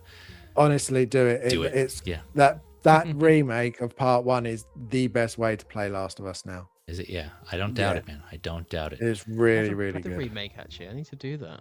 Do it. I was very skeptical at first, very skeptical, but they did change up a couple of things and they improved the gameplay to be a lot more like 2. Really? Yeah, I'm gonna have to do it now. Yeah, it's the best way to play it by far, I would say. Because Vita was playing Nice, that version, I think. What? No, were you? Were you playing? No, you were playing the original, I think, just remastered. Yeah, I was playing the original remake, yeah. remastered. Yeah, remake's really good. All right, Blue, you there? Oh, maybe he's probably stepped out for a bit. But yeah, anyone got anything else on just in general revisiting old games? No, if not, I'm looking forward to Resident Evil 4 on the next console. Yeah, that's another one I heard was really good. The remaster, right? Or the remake of that. Remake. Yeah, remake. That's what it is. Yeah. Really the good. remake. Perfect remake. It's like the newest one. Yeah. The remake of Resident Evil 1 was like because it took the original game and it just like expanded upon it, improved upon it, but kept like the core. The remake of 4 did exactly the same thing. So everything you loved about the first one, it's now bigger and better in the new one, and it's just as fun, just as replayable. Nice. That's what I'm hearing, man. Yeah, I heard it was always like to begin with, but even prior to that, it was like already one of the best Resident Evil games. That's another one that I had bought on a couple of versions. Again, being honest and transparent here, I bought that a couple of times. I got, I think I got it on the PS4. No, I initially got it on the Wii because I think that was when it had first released, and so I had it on the Wii, and then I bought it again on, I want to say the PS4. It was a Black Friday deal, so like $10. Like, okay, you know what? I might be more motivated to play it if it's on the PS4. And then, yeah, again, it just still fell off, and it's in my backlog. I know, right? You should really get to it. It's maybe play the remake now, but oh man, even the original, it's so cheesy. Is it? It's like all that over-shoulder games we got afterwards, like Resident Evil 4 kind of kickstarted that. It was like a trendsetter and that kind of element Big of gameplay. time. So it's like a big part of gaming history almost. It's insane. Yeah, man. That's, again, another one I want to get back to. Blue. Good to have you back with us, man. Everything good? Yeah, I'm having all sorts of audio issues today. No worries, man. We're actually we're almost done here. Let me bring up, we got 14 Wellington here joining us in the chat. Thank you for coming through, good sir. Judo Chop, my man. 14 Wellington says, apologies for late appearance. Just finished a 5-hour training course. I need something actually fun to watch. Yeah, well, yeah, sorry to hear about the training. It's over with, and sorry to say we are just wrapping up. So you always have to replay though. So either way, thank you for coming through. 14, always appreciate your support, man. Good to see you in the chat. So yeah, we're just, anything you want to add, Blue, before we close out on revisiting old games in general? Usually, you mentioned Resident Evil earlier. I go back to like 4 because they keep remaking it or releasing it. And, I like to go back to old games like Punch Out, like Castlevania's side-scrollers. Those are super fun. Anytime you just need that fix, but you don't want to get into any long story games, you don't have time for it. So it's nice to go back to just those games where you can just kind of finish a couple levels and go. And so that's what like I get to. Like those comfort games, right? That you you go back to and you play for a little bit. just get that enjoyment, that feeling, and then jump off and do something else. Yep. Yep. Yep. No, we all have those. Yep. Well, all right, ladies and gentlemen, man, I know that was honestly that was longer than I anticipated, but it's just because we had great discussions, and that was thanks to you guys here from the panel and the chat that you guys just kept it going. And that's what I love. Like, that's what I was kind of hoping for. But so apologies. I know we went longer than than I expected, but I appreciate you giving me a couple hours of your lives to discuss this, because like I said, it's like I'm with you all. I love this hobby as much as you guys here, and I just wish I had more time for it. And I mean, I guess I could, but I'd have to be sacrificing some other time somewhere else, right? Some of my other hobbies. Definitely not my family life, though, right? That's always priority. But no, thank you again. Appreciate it. I will have they're just my panelists links to their socials in the description below here. I'll throw that in after the stream, as well as timestamps. So I know we kind of jumped around a little bit and we talked about a few more topics that were still interesting to discuss, but I'll put those timestamps in the description. I'll do my best to kind of mark where we kind of started there. So if you want to jump back to a certain point, you can kind of reference that. So just give me some time though after the stream, because I put those in manually. But yeah, I guess we'll go around the clock here. Anything you want to or plug or shout out? We'll start with Viking Collectibles. Let me go ahead and bring this up, and again, link will be in the description below after the stream. But yeah, go ahead, Viking. Yeah, thank you very much, Feezy. I've really enjoyed this. I love talking video games, and I'm glad we're slowly getting more and more people to come out and talk about them, because they're just so much fun. And if you do enjoy video games, then yeah, you can come and check my channel, which we have the Geeky Collectible with Vita and Jim, when we talk not just games though, movies, games, figures. We talk about all of it on our show. So really enjoying that. It'll be really good if you can come and see us there. I'm doing a live gameplay one as well. I've got one of Wukong up currently, and I want to try and do more. And then there'll be Hope Show tomorrow, and then Geo the Movie Canon on Friday. Yeah, and just like, subscribe, follow to absolutely everybody, because everyone deserves it. Here. Yep. Thanks again, Viking. Going down to Vita. While I bring up your Instagram account here. For those of you that don't know, Vita and Jim are also, I mentioned they're figure collectors, but they're also photographers. So this is here. I have up Vita's Instagram account of her photography. But yeah, I'll let her give her shout outs. Anything else you want to add? No, mostly you will see me only obviously on our stream on a Viking Collectibles channel, and yeah, now and then when I'm in a mood and I have time, I take some pictures. I've been slow this year, so I only so far took some pictures of my actual first pre-order Snape. And yeah, like and subscribe everyone on the panel. We all great bunch of people, and we clearly have fun chatting about games and figures. So follow us for more. Yeah, like I mentioned, yeah, go and if you like what she's doing, go show her some love. I'm sure she'll appreciate that on her Instagram account here. So thanks again, Vita. Always a pleasure having you all here. And then Jim Collector here. Let me pull up yours here. Anything you want to, in addition, you want to shout out here? I got Jim Collector's YouTube page here. I mean, first of all, thanks for having us on. I really enjoyed this stream. Like Harrison said, I love chatting video games, and this has been a really fun stream. Just nice conversations throughout. Actually, I really enjoyed this. It's a perfect way to kind of like finish off the week, just before we all go back to work tomorrow. But nothing. I do have a couple reviews lined up. I've got 3 reviews lined up. I've got General Grievous that I need to do. I have the Darth Sidious Evil Grandma one that I need to do as well from episode 3. That's a really good figure as well, and it's been like really Granny slept on, Sidious. so I'm going to do that. Granny Sidious, yeah, the Nun Sidious. And then I do have the 2.0 of K2 as well. But I am also now streaming. I'm streaming Resident Evil 2 on the lead up to Resident Evil 9, so I'll be kind of playing that up until that release. And then I'll be playing other games later on. I'll probably stick it to survival horror because that's kind of my thing. But every Wednesday, I'm going to try and stick to Wednesday. I haven't actually agreed with that yet, but we'll try and do every Wednesday night video game stream. So yeah. Nice. Yep, there you go. And again, check out Jim Collector's channel. And if you like what he's doing, yeah, show him some love. Again, I'm sure he would definitely appreciate that, as well as catching all below 3 panelists on Geeky Collector Vault here. Again, Viking Collectibles channel. You can catch them, what is it, every Thursday? Yeah, Thursday, 12 p.m. Pacific, 8 p.m. GMT, if I'm not mistaken. Right on that? Yeah, that's right. Correct. Weekly show, yep.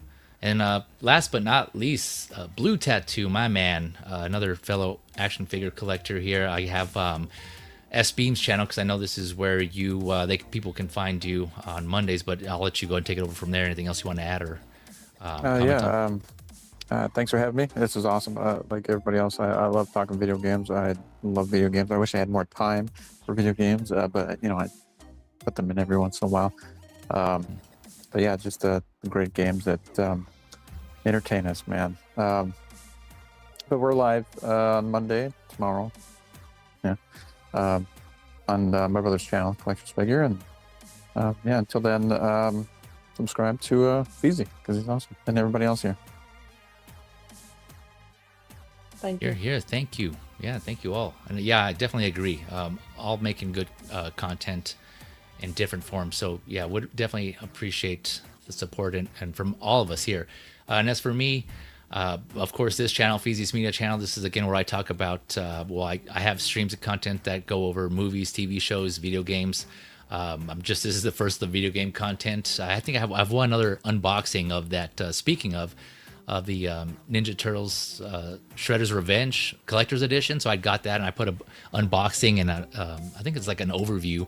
And that was like the first one I did, actually. I don't really do too many pre-recorded overviews / unboxings, and that's one of the first ones. So you can catch that here on my channel. I think it was the last one since then. So I want to start picking up, video game. Now that I have more to discuss with fellow collectors here, fellow gamers here within the community. So I'm hoping to get that going. So thank you all again, for that inspiration there and getting that going and being willing to discuss with me. And hopefully we can keep it going. And as far as anyone else there, in the community who's interested in wants to discuss video games, just hit me up on my socials, send me a message, and we'll see about getting something going and maybe getting you on as a panelist in the future. And I'm open to moving the time slots around. Right? I'm not dedicated to a certain time or day, so I would say, of course, subscribe, get those notifications to find out what I'm going to be streaming next. For any of my streams on this channel. And I have another channel, Feezys Figures, like I mentioned. That's kind of where I started and where most of my time has been as well too. Is like my primary focus, I would say, is on that channel. That's talking collectibles, action figures of multiple scales. Again, that's how we all met there, and so a lot of us discussed and that we share that hobby as well. And so you can find link in the description below to that channel and other related content as well. And so either way, if you want to subscribe to those, get those notifications, and check out my socials as well, Instagram and Facebook, and I post up things on there too of when I go live and when my next streams are. So either way, thank you all for the support in any form, whether that be views, subscriptions, or just checking out the content. It's always appreciated. Thank you for taking the time to check out this channel and hear us discuss video games, and it won't be the last, definitely not. So thank you all again. Enjoy the rest of your week. Have a good week, and enjoy those games. Yeah, definitely make time for those games. And with that, we'll catch you on the next one. Take care, all. See ya. Happy gaming. Bye. See you later.